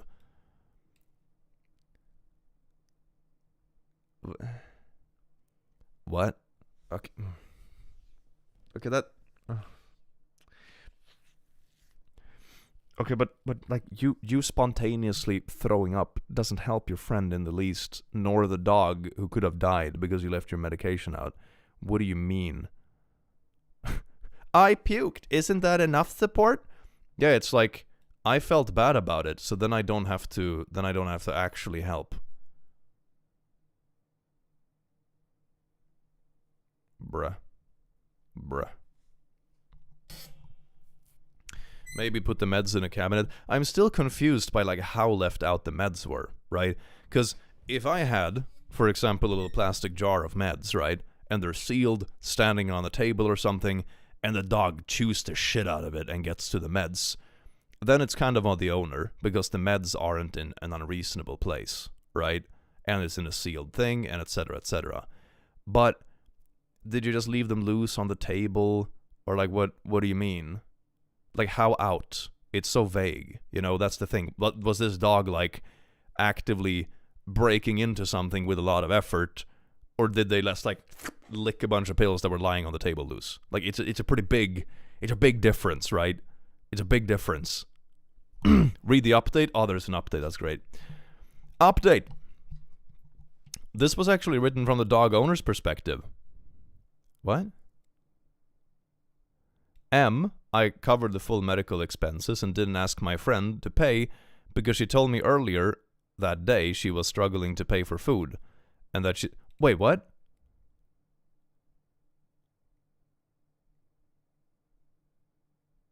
Oh, okay, wait. What?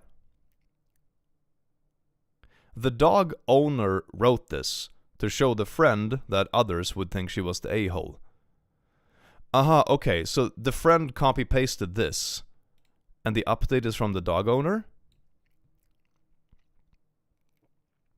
She wrote the post from the perspective of her friend. What? What the fuck? What? So, it was like a writing exercise, like, I'm gonna put... What the fuck? Dog owner wrote the update. M wrote this post, all of it. What? This was actually written by the dog's owner's perspective, M. Okay, I'm gonna keep reading, maybe we have some clarity. What the fuck? I covered the full medical expense and didn't ask my friend to pay because she told me earlier she was struggling to pay for food. Okay, so this is from the dog owner's perspective. I'm still a bit confused about who wrote it, but alright. And she's a close friend, so I don't want to add to her burdens, even though I'm struggling as well. I paid for her food and wine that night. Then, when she told me she was thinking of buying a PS5, I questioned why she would make luxury expenses when she didn't have to pay for Maya's medical bill. She attempted to villainize and emotionally manipulate me. I sent her this post and said, thought it might help to see how others are seeing this situation. Okay, now I get it. So, she made the... Okay, now I get it. So, she made this post, like, pretending to be the friend... And then be like, see, people don't agree with what you did. Okay. It's a little bit weird, but I sort of see the point, I guess. I don't understand why she wouldn't just write it from her perspective originally, but okay. I guess M put herself in her friend's shoes for the post to show the friend. I guess that was probably the point. And she or her sibling is now commenting on this post going off. So I posted our full conversation here since I was actually giving her the benefit of the doubt in the initial post. Blurb. Some key points. This happened about 2 weeks ago. I didn't ask her to help pay because she told me she was struggling. I didn't want to add to her burdens. I make 42k, blah blah blah. She commented that she did offer to pay over time, but as noted in exchange, she did not. She was with me when the hospital told me what the expenses were, and she remained silent, even though I kept bringing up how I don't know I'm going to afford it. She says that I often have money and a lot of nice things, which may feel like nothing. She's 30, lives with her parents, doesn't pay rent, Had a job that paid double what I made for years before getting laid off. She's choosing to remain unemployed after the layoff. I have savings. She doesn't. There's a good reason for that. She spends thousands of dollars on K-pop albums, concert tickets, traveling expenses, and so on and so forth. Okay,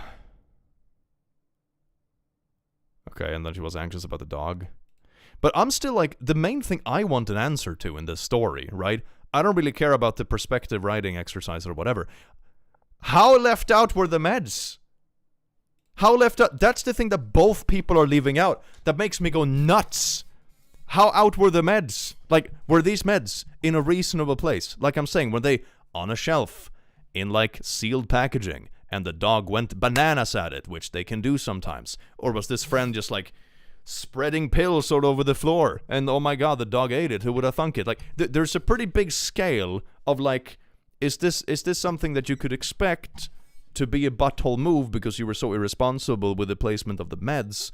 Or were the meds in a reasonable place, and the dog was just being a dog and breaking into it, at which point it would be the owner's responsibility? Like, that's the main thing. That's the deciding point. Bruh? Nah. Maybe it's in the initial post, but this is the initial post. This is OG. This is the OG post.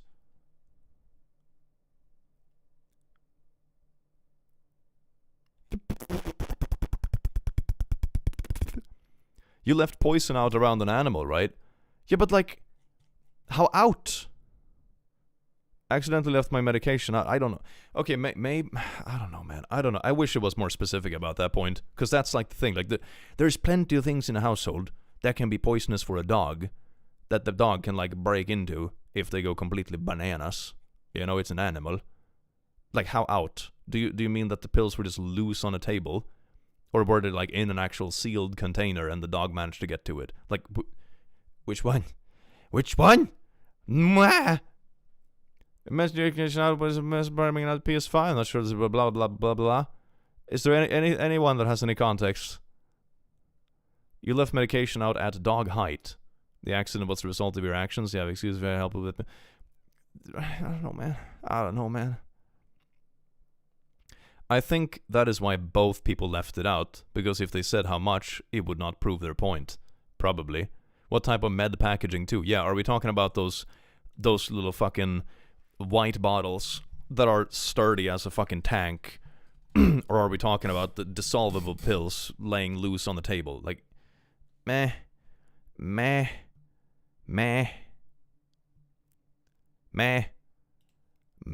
I hate when it's like an asshole story where there's not enough context to like tell for sure, and the rest of it just seems like bickering. I'm gonna be honest. It's like, you pay for that, you pay for this, but you were planning to pay for something else, but I can't pay for this, and she had this and that, and I don't give a fuck. I just want to know how out were the pills. I don't give a shit about the rest of it.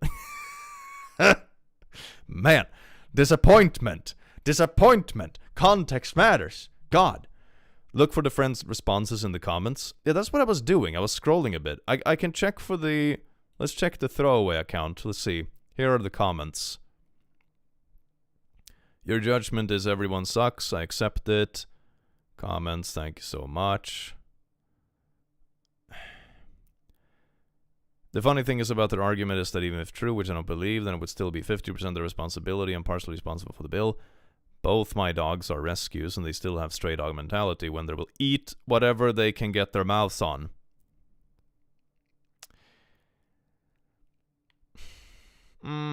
Okay. Yeah. Then they sound overly munchy. Okay. So okay. That adds a bit of context, but still. How out were the meds? They were both trained to not eat things off the table, but any person who's been around dogs know that they're mischievous, independent little beings who make decisions. Sometimes they know, blah, blah, blah. And I was in the kitchen cooking food. I only have 2 eyes and never expect anyone to leave out poison, friend. Wait, what? Oh my fucking god. What is all this? Bruh. Oh, this is all of their text messages back and forth. This is arguments about medical bills and stuff. You know, trying your dog and then watching it. Okay. My dogs are rescues, still stray dog mentality.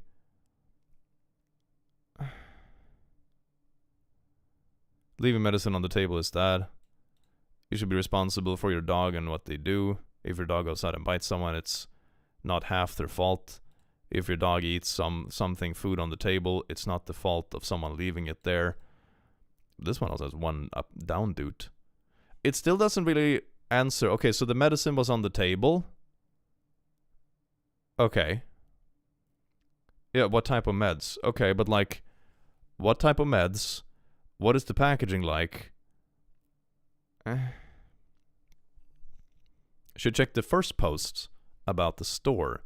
The one linked, you just read, more context, and the other part is in the comments. That is it? In the store.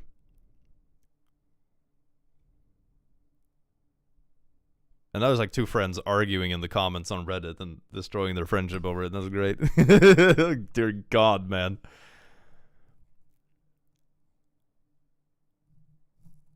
Oh my God. It's just so much, man.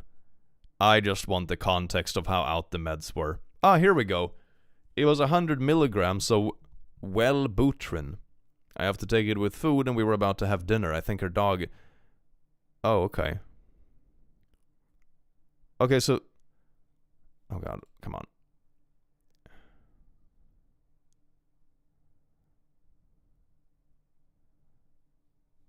Okay. Antidepressant. Okay. So it was at the dinner table, yeah. But it was also like something... So not I need to Google this. Will...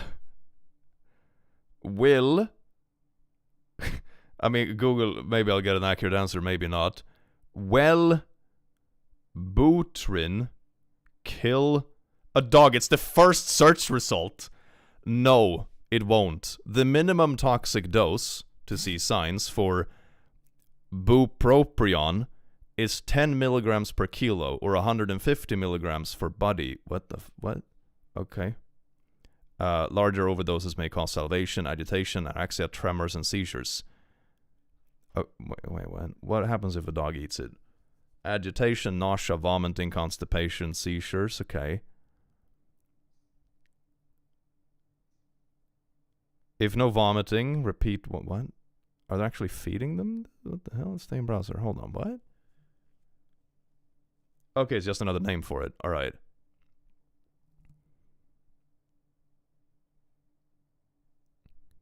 If with a dog that small it could kill? Oh yeah, that's true. The dog is really tiny. It's like 10-20 pounds. That's really small. What to do if your dog ate Wellbutrin? But this is like a 65-pound Labrador.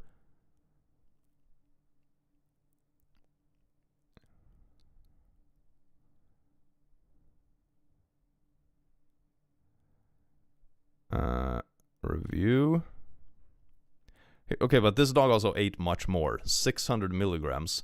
So roughly this is the same ratio to body weight. The minimum toxic dose to where we could possibly see signs of toxicity for this med is 10 milligrams per kilo. Okay, so it's just about there. It's like if the dog only weighs... Yeah. Okay, so it is within the realm where it could be toxic. Because it says 10 milligrams per kilo of body weight. Yeah, exactly. And since the dog is only 10 to 20 pounds, which means it's between like 5 to 10 kilos, then this is definitely within the toxic range. At least bro won't be depressed, lol. Yeah, it's way more than that, so this is definitely within the toxic range. But this is also like, I have to take it with food, which this person says they don't, which I don't know. And we were about to have dinner. So they just had pills on like the table beside their plate or whatever, and the dog just G'd themselves up and just like... How did such a tiny dog get said pills off the dinner table though? Yeah, that too, like 10 to 20 pounds, that's small. This is a tiny-ass dog. How did it, like, yeet itself on top of the table and go ham on the pills? And no one noticed. They were in the kitchen cooking. I took it a while back. You don't need to take it with food. I have to take it with food. Maybe they just prefer to do it, but yeah, that's inaccurate in that case. Man, I just feel like this story is just all over the place, man. It's all over the place. Like, having meds on the table you're about to take, and you prefer to take it with food. Reasonable. Also, being mindful if you know dogs are munchy. Also a smart thing to do. I don't know, man. This sounds like two dramatic people blowing something up, and it's stupid. It's stupid. Some people take it with food because sometimes it causes nausea and gastric upset. Yeah, that's pretty common for a lot of medication, honestly. It's just easier on the tummy if you take it with food. You do take it with food? I think it varies from person to person, then is my conclusion. Because now I've seen people saying both, so I'm gonna assume it varies. Some people get upsetty tummy if they take it empty, some people not. I don't take it with food, 300 milligrams. Yeah, so I'm gonna assume it's like on individual basis. Man, what a messy story. So hard to find any context, and the context is depressing. They may be looking for a reason to break it off. Yeah, maybe. Dog is not the butthole. People, you're the butthole, yeah.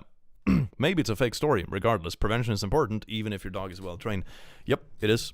And also, dogs can, like, yeet themselves toward things. Like, we've all seen those online videos where, you know, there's a dude sitting and a dog over here, and it's like, oh, my phone is ringing, and they lean away, and the dog just like lunges at the plate of food or something, you know? Dogs do be yeety when it comes to food.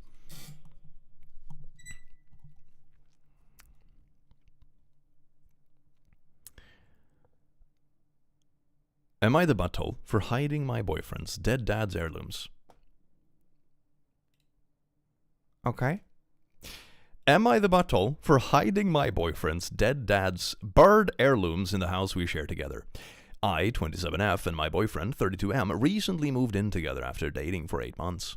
I know that seems early, but given rent in our schedules, it just made sense. He owns the house, which he inherited from his father, who passed away last year.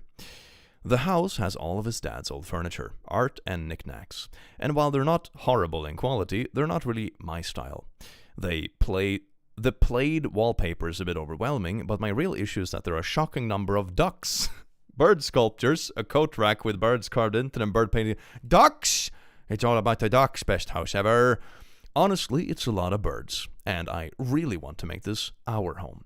But it feels like I'm living in his dead dad's bird mind palace. It's all about ducks.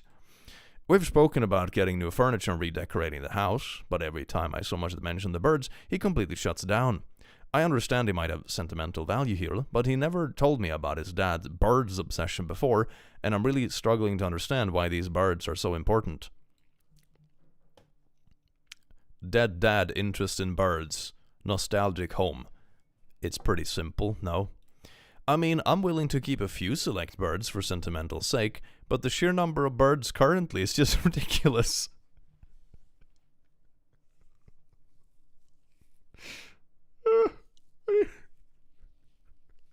What do you mean?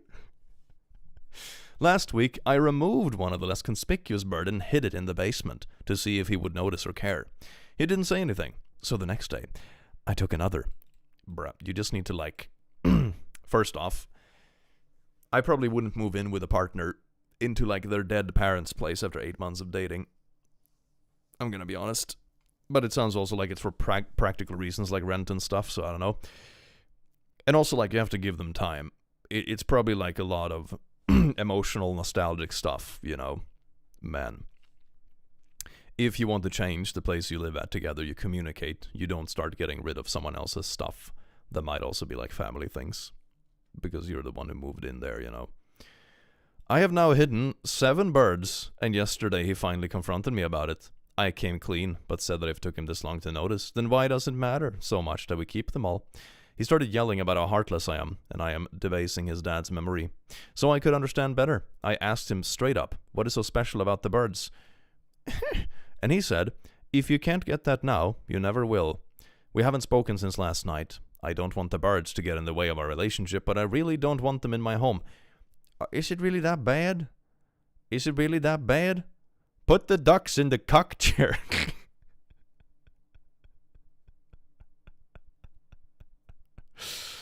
I think I'm the asshole for hiding the birds instead of talking to him about it. I also think maybe I forgot something about his dad, which makes me an even bigger asshole. Am I the asshole for hiding them? At least she's sort of self-aware, I guess. It's like half a point. You're the butthole. It's his house, and if he wants to have ducks everywhere because it reminds him of his dad, then it's his house, so leave them alone. If he kicks you out, he's right to. But on the other hand, if you want a future with him, you need to sit down and not be underhanded and sneaky. Yeah, here's the thing. It would be perfectly fine if she came to him and be like, hey there, we've lived together for a while. I really don't like the vibe of this place. Is it okay if we change it? If we don't, I might have to find another place to live at. That is perfectly okay. That is perfectly okay. But they're also super fresh to dating. The dad very recently passed away, so you can imagine him being very emotional about it, and a lot of this stuff carries a lot of memories. So, like,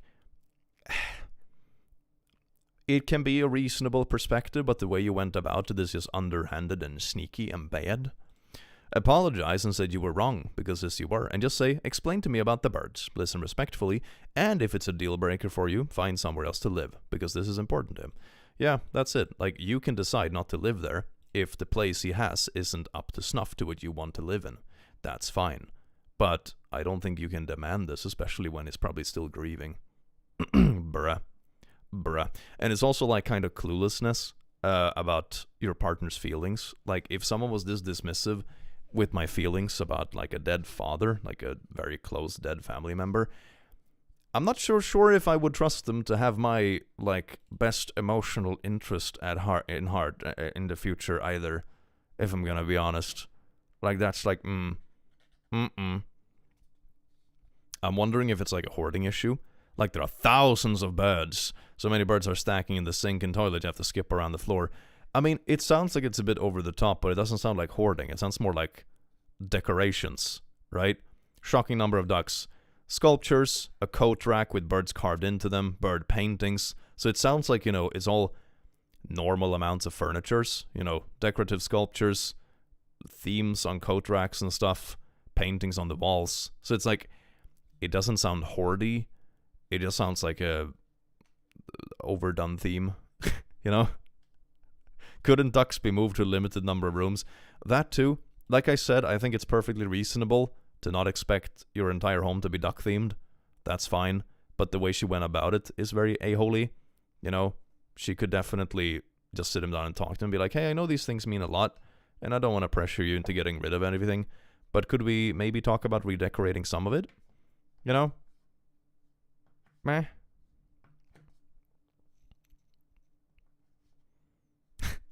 For a second I thought it was real birds, and I was like, damn. That would have been funny.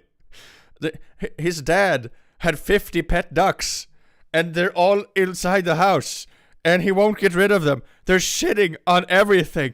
I'm going nuts. I hid 7 of the pet ducks in the basement, and he didn't notice. Maybe I can get rid of more of the ducks.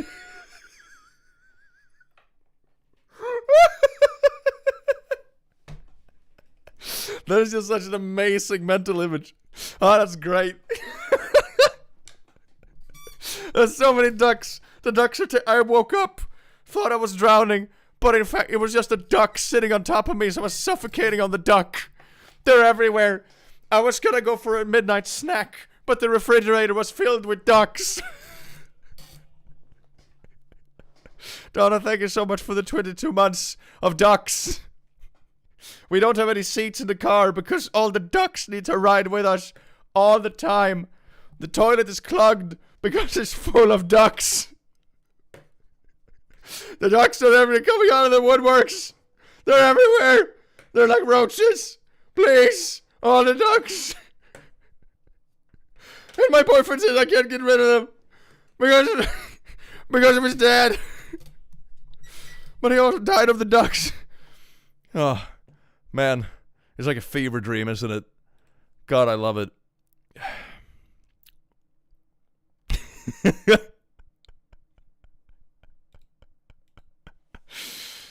Man, ducks are amazing though. Ducks are amazing. Let's see, what do we have here?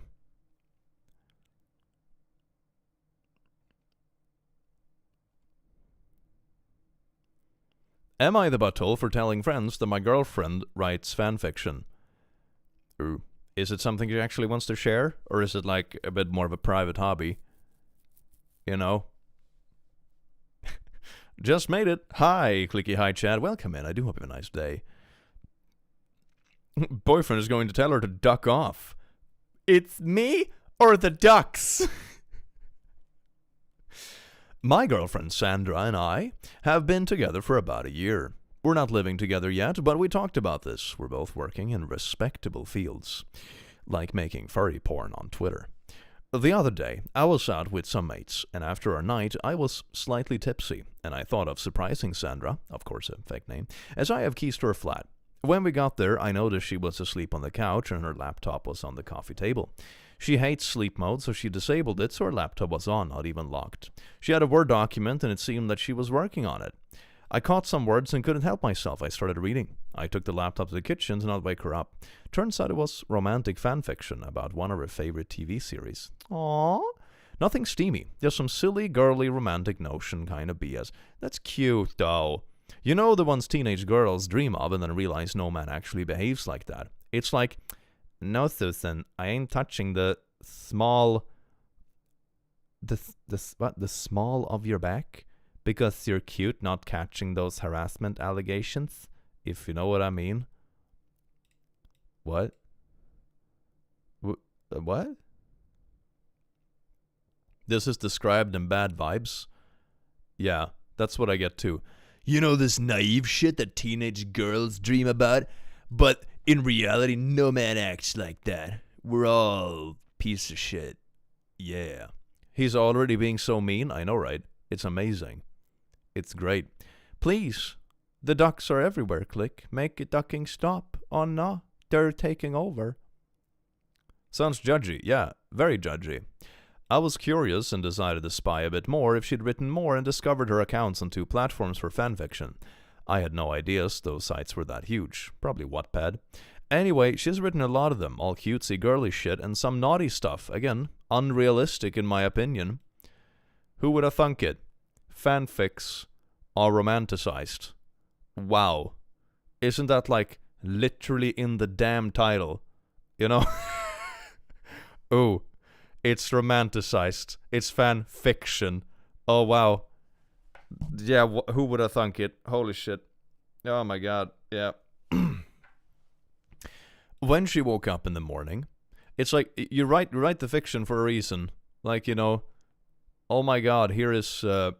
let's write this book about average Steve and Courtney, who has really average typical intimacy and works 9 to 5 and watch Netflix together and nothing else ever happens. You go to fiction because it is spicy and maybe it's stuff that is exciting in fantasy but you know isn't realistic, hence the word fiction, you know? Bruh. I had a math question, so pi is infinite, an inconstant, but why? It's because there isn't a very even answer. Like an even easier one, if you want to do that, is just to do like 100 divided by 3, for example. It's not going to be an even number, so you're going to have an infinite amount of decimals. And the same thing about pi. It's basically a solution to a circle thingamajig that doesn't have like an exact solution, hence the infinite decimals. Pi is not infinite if you give it to me. Oh, yes, indeed. The circle is infinitely round. Yeah, essentially. It's like the estimate between, like, you know, circles are really weird mathematically. So when you estimate it, 22 divided by 7 is basically pi. But yeah, it's just because of it's not an exact solution. Just like 100 divided by 3 is an exact solution. You're gonna have infinite. That's why it's called irrational. Yeah, you're gonna have infinite decimals.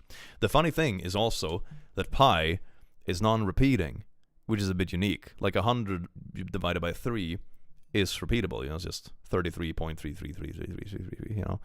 But pi doesn't repeat. So for example, if you were to do something cool like, I don't know, replace every number or, you know, combination of two numbers or whatever into letters, for example, so you like represent the whole alphabet with numbers in pi, if you just wrote out pi, you would eventually write all of Shakespeare's great works, every single sentence ever said by any human ever, and so on and so forth. Which is really cool. Because it's not exact. The decimals keep going. So that's nice. Because it's non-repeatable. Pi is very cool. Pi isn't infinite? What do you mean? I mean, it's not infinity, if that's what you mean. But the decimals aren't exact. It keeps going.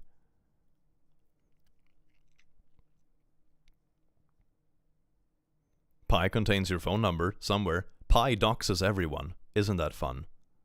Feed us pie click, maybe some duck pie. I mean, in that last house, they probably had enough duck pie. Hell yeah. How do you get the fanfic to the decibels of pi? Decibels, yeah. That's me being like the little silly stinker.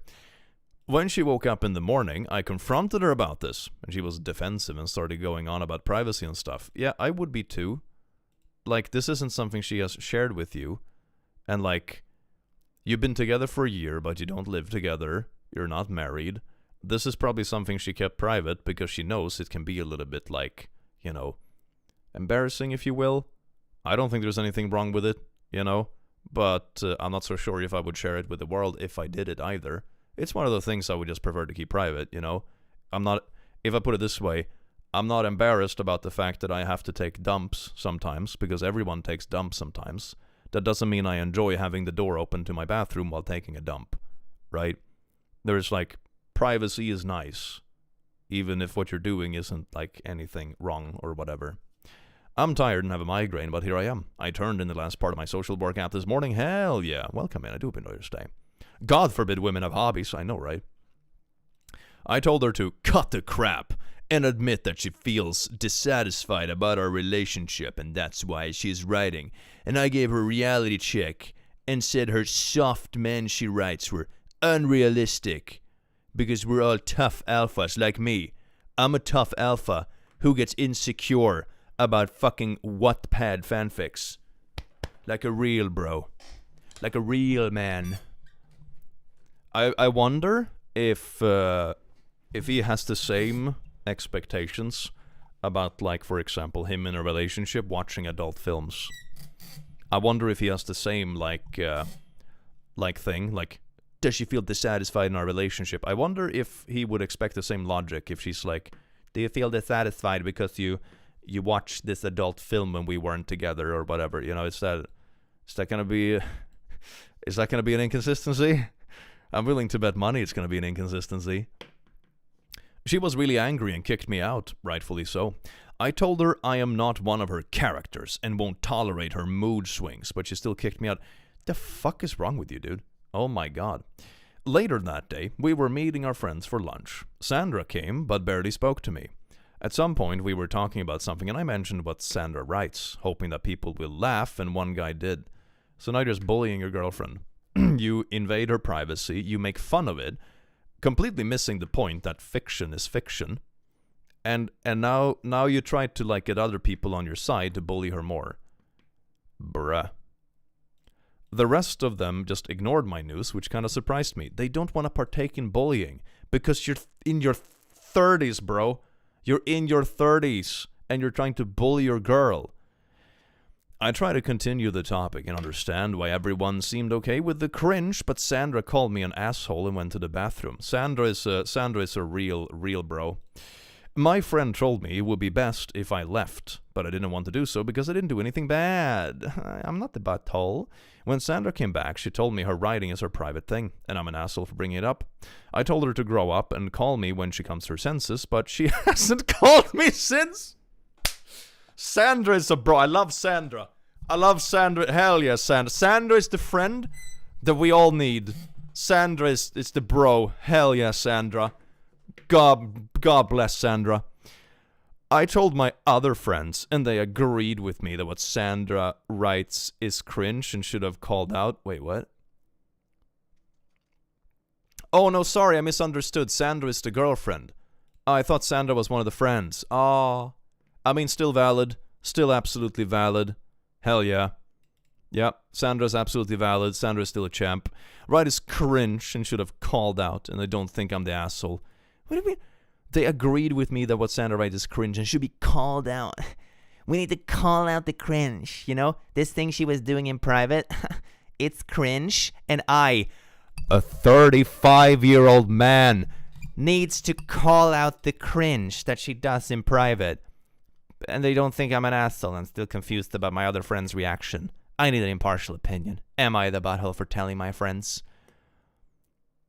He went to an alpha male boot camp, buddies, for validation. Oh my god, this dude is exactly who would pay for an alpha male boot camp. Jesus fucking Christ. It's so embarrassing.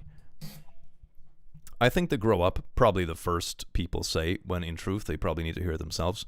Yeah, that seems to be a theme in all the stories, right? Everyone who's so eager to call someone else a baby is the most big baby ever. Why so obsessed with cringe?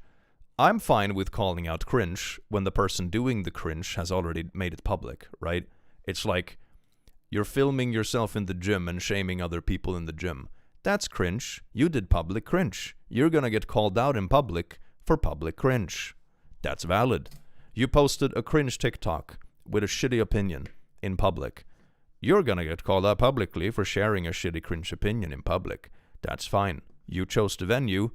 We're just going off of that. But you don't make people's private cringe public cringe. Then you're the asshole. I don't care that it's cringe. You're 35. You're older than me, for God's sake. I hope his girlfriend broke up with him. I hope all his friends broke up with him. He's inspired by Andrew Tate, probably. Would not surprise me at this point. Dear God. I bet if she had a diary, he totally would break into it and laugh at it. Yep. I violated my girlfriend's trust and gossiped about it to my friends. I would do it again. Am I the asshole? Yes, I'm proud of it. You're the asshole.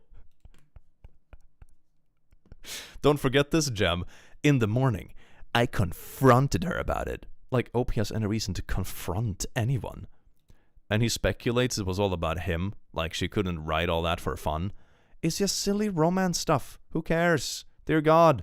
Are you really insecure about it? Jesus Christ. Last time I met one of my really good friends, she was talking about like a really cheesy fanfic she was reading, and I think my phone was like what do you call it? Eavesdropping, because I got ads for that very same romance novel after I got back home.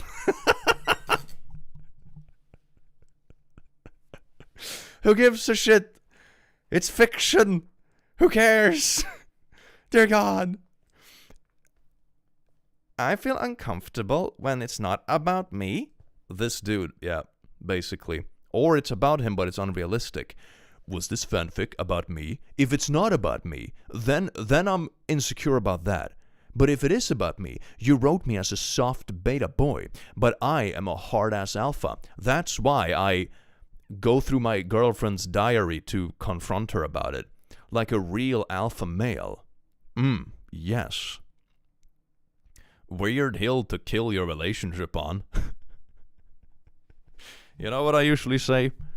People choose the weirdest hills to die on, but this is like crawling out into your yard, picking like a weird little muddy anthill, and just laying on top of it in some fetus position and just spontaneously dying. That's the equivalent of this.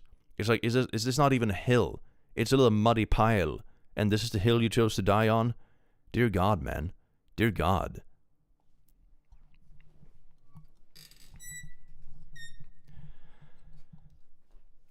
People having fun? Unacceptable. Disgusting. As a 36-year-old single lady and aspiring fantasy novelist, I will say there is no shame in writing fiction. Of course there is not. Of course there is not. Jesus Christ. And who cares if someone thinks it's like cringe? Jesus. This dude is like, oh my God, the cringe. We need to do the world a favor and call out cringe. My entire job is cringe, for God's sake. Although I'm not particularly embarrassed about it, but still. Alpha is the new beta. The chair squeak is funny. It's not actually the chair. It's my mic arm. I need to oil it. How do these people end up in relationships? It's fascinating, right? It's fascinating. It's not the chair. It's this.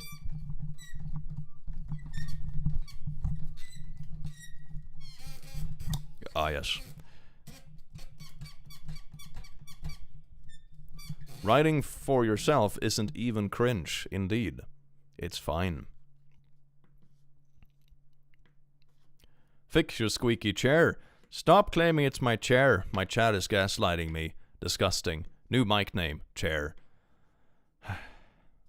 I swear to God, chat. I swear to God. Yeah, it's very funny to sort the subreddit by controversial. It makes you realize how many stinky people are in the world. No wonder the world is so stinky. Yeah, he shamed her that the soft men she wrote were unrealistic. Like, that's sadly the point. Sometimes, at least. I mean, yeah. That's the whole point of fiction. It is fiction, you know? And there are definitely soft boys out there too, to be fair, you know? And he is a soft boy, but not in the way that is attractive. He's a soft boy in the way that he's incredibly insecure, and his ego is like a little squishmallow, you know? He's soft in that way, when he's trying so hard to be tough. But in my experience, most bullies like him aren't particularly hard. They're just hiding their softness behind bullying others, which is pretty obvious, because you're getting worked up over a fanfic. Bro.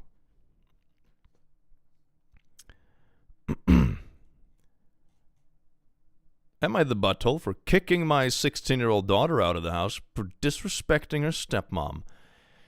Oh boy. I'm not sure if you can kick out a 16-year-old. They're a minor. I don't think that's legal. Anyway, I am a 40-year-old father who's had primary custody of my 16-year-old daughter. Okay, primary custody, so maybe it means they go to live with their mom or something. I don't know. We shared a close and strong father-daughter relationship. However, things have taken a challenging turn for the worse since I moved my new wife and had her 13-year-old daughter into my home. My daughter has been quite vocal about her dissatisfaction with my wife's effort to be a mother figure and the way she tried to assert authority over her.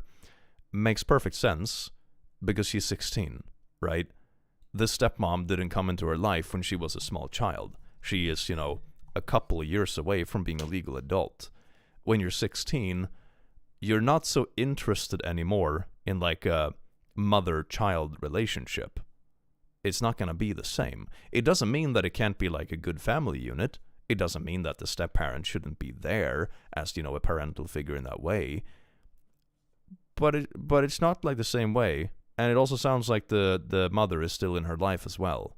So, you know, it's like, it's multiple things, right? She feels uncomfortable with my wife's attempt on taking on a motherly role. Additionally, my daughter believes that I've been treating my stepdaughter better than her. I don't believe I have, which has led to a significant amount of resentment. We've had multiple arguments about these issues, and it has reached a point where our household was constantly tense. We've recently got into another heated argument due to my daughter cursing her stepmother out for calling her the B word, and in a moment of frustration, I suggested to my daughter that if she couldn't find a way to coexist peacefully with my wife... Wait, what? We recently got into a heated argument due to my daughter cursing her stepmother out, calling her the B word. Okay. So like, who started it, though? I mean, that's not okay.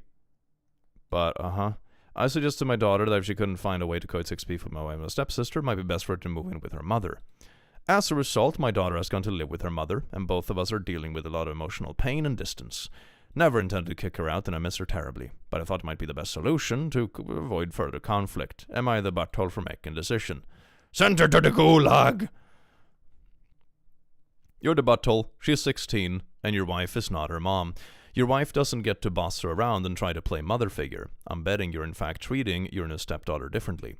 How long had you dated your wife before marriage? Have you talked to your wife about boundaries, about parenting your respective kids?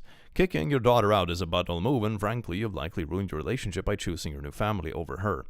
Yeah, like, you didn't integrate it properly, and that can be difficult because there is like an age gap between the kids, right? But a 16-year-old isn't gonna be like, wanna be babied like that. and be bossed around by some random new wife, you know? So, nah. This was like pushing it too far, you know? So, no. And then you literally kicked out a minor. Nah, bro. Nah, bro. Toddler is a teenager. Teenagers need extra affection and reassurance, but OP chose new family. Yeah, that too. 16 is certainly like an volatile time in your life. Goddamn. He didn't even ask what the argument was about. Yeah, right. That's the thing. Like, what was this about? Like, that's the thing. Was this the teenager acting way out of bounds out of nowhere? Or had this, like, new stepmom been pushing boundaries for a week straight and the teenager finally blew up? Like, what's the context? 16 is too old for the coal mines, I guess. God. Children yearn for the mines, but the teenagers don't yearn for the mines. Disgusting. Back when I was a teenager, we still yearned for the mines. Teenagers nowadays, they don't appreciate a good coal mining. Disgusting. My stepmom was nothing like OP's wife. Yep, relatable. It's entirely possible to build a good household with teenagers in it, right? Just don't baby them in that way. Also, like, suggested means probably yelled at her, got angry, and said aggressively, and then didn't try to apologize. Yep, probably. Like, this sounds like someone just, like, coming into her life out of nowhere. You know, a new wife that she doesn't even know that well, who's all of a sudden trying to boss her around and, like, mother her. And it's like, bruh. Nah, that's not gonna be received well. Missed the start today. Sending love to all. Thank you so much, Maz. I agree that the dad is a butthole. However, asking your daughter to live with her, assuming very loving mother, is not the same as kicking her out heartlessly. I mean, that is true. That is true. It's not like she's getting kicked out on the street. It's more like, spend time with your other parent. But he's also basing cutting off half her family, you know? It's still ruining the relationship. So, like, sure, in practice, it's not as bad as, like, literally kicking someone to the street. They still have somewhere else to go. But it's still bad.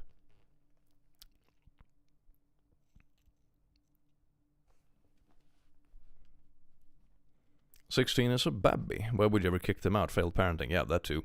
That too. Like, they're not a small child, but they still want parents in their life. You know, they're 16, for God's sake.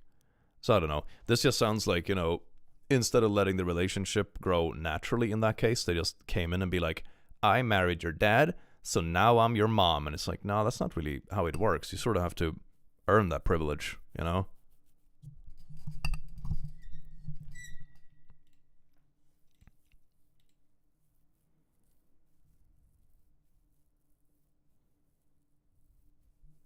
Sounds to me like fake rage bait, to be honest. Might be. I mean, with these kind of stories, it's always like a bit of a 50-50. Some of them are probably made up, and some of them are probably just like grossly misrepresenting context, you know? Why has he got primary custody? Was her mother problematic? No idea. We don't have the context. Maybe the mother is traveling a lot for work. Maybe the mother had an issue with substances in the past. Maybe the mother had a small place that the kid didn't have, like, their own room in. I don't know. Who the hell knows? There is no context. But it can't have been that bad, because he was perfectly willing to just, like, oh, there's a bit of conflict in the house. Go live with your mom instead. So I doubt they're, like, some raging alcoholic or whatever. At least I would assume as much, you know? My bestie was kicked out at 16 by her asshole stepdad. Her and her mom's relationship never mended. Her mom was not invited to my bestie's wedding. Ooh. Ooh. Maybe she just didn't have a steady job at the time of the divorce. That's what happened with my mom. Yeah, that could be it. They were deemed like they can't, like, financially take care of a child at the moment, or at least not full-time or whatever. I do feel context is missing from the story. Like, what were they actually arguing about in the first place? But just based on what we know, I'd totally be fine to send her to her mom's house. I mean, yeah, who knows? It just sounds like, you know, you should have sat down with your new wife and talked about, like, hey, I am, I'm gonna be the primary parental figure for my teenager.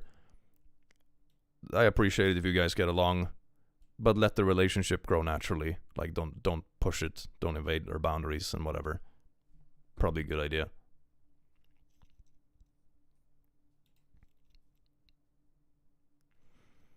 I get tired of this with every guy my sister brings home expecting her youngest son to treat to treat like he's his dad. If a kid wants to view a step-parent like a parent, that's great. Yeah, but that's a relationship that grows naturally. It's like, it's a status you earn when you have proven yourself to be that parental figure. You don't get that status just because you rail their parent, you know?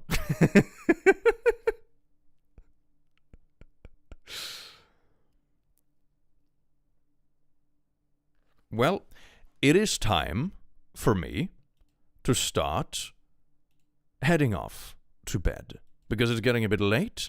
I want to grab a snack, and we have been streaming for like 3.5 hours. Goddamn. We had a lot of good stories today, chat. We had a lot of good stories. I do hope you enjoy this stream as much as I stop saying no. There will be more streams in the future. God. No, please, one more bedtime story. I want to read about asshole drama on Reddit. When I have kids, these are going to be the bedtime stories. It's not going to be like, little bunny bear jumped over the hill, blah, blah. No, it's going to be like, am I the asshole for abandoning my child in the coal mines? That's going to be the bedtime stories for my kids. Hell yeah. Have an amazing day, night, time, whatever time is you live. I will see you in the very next video or stream. Take care, you wonderful beings. Mwah.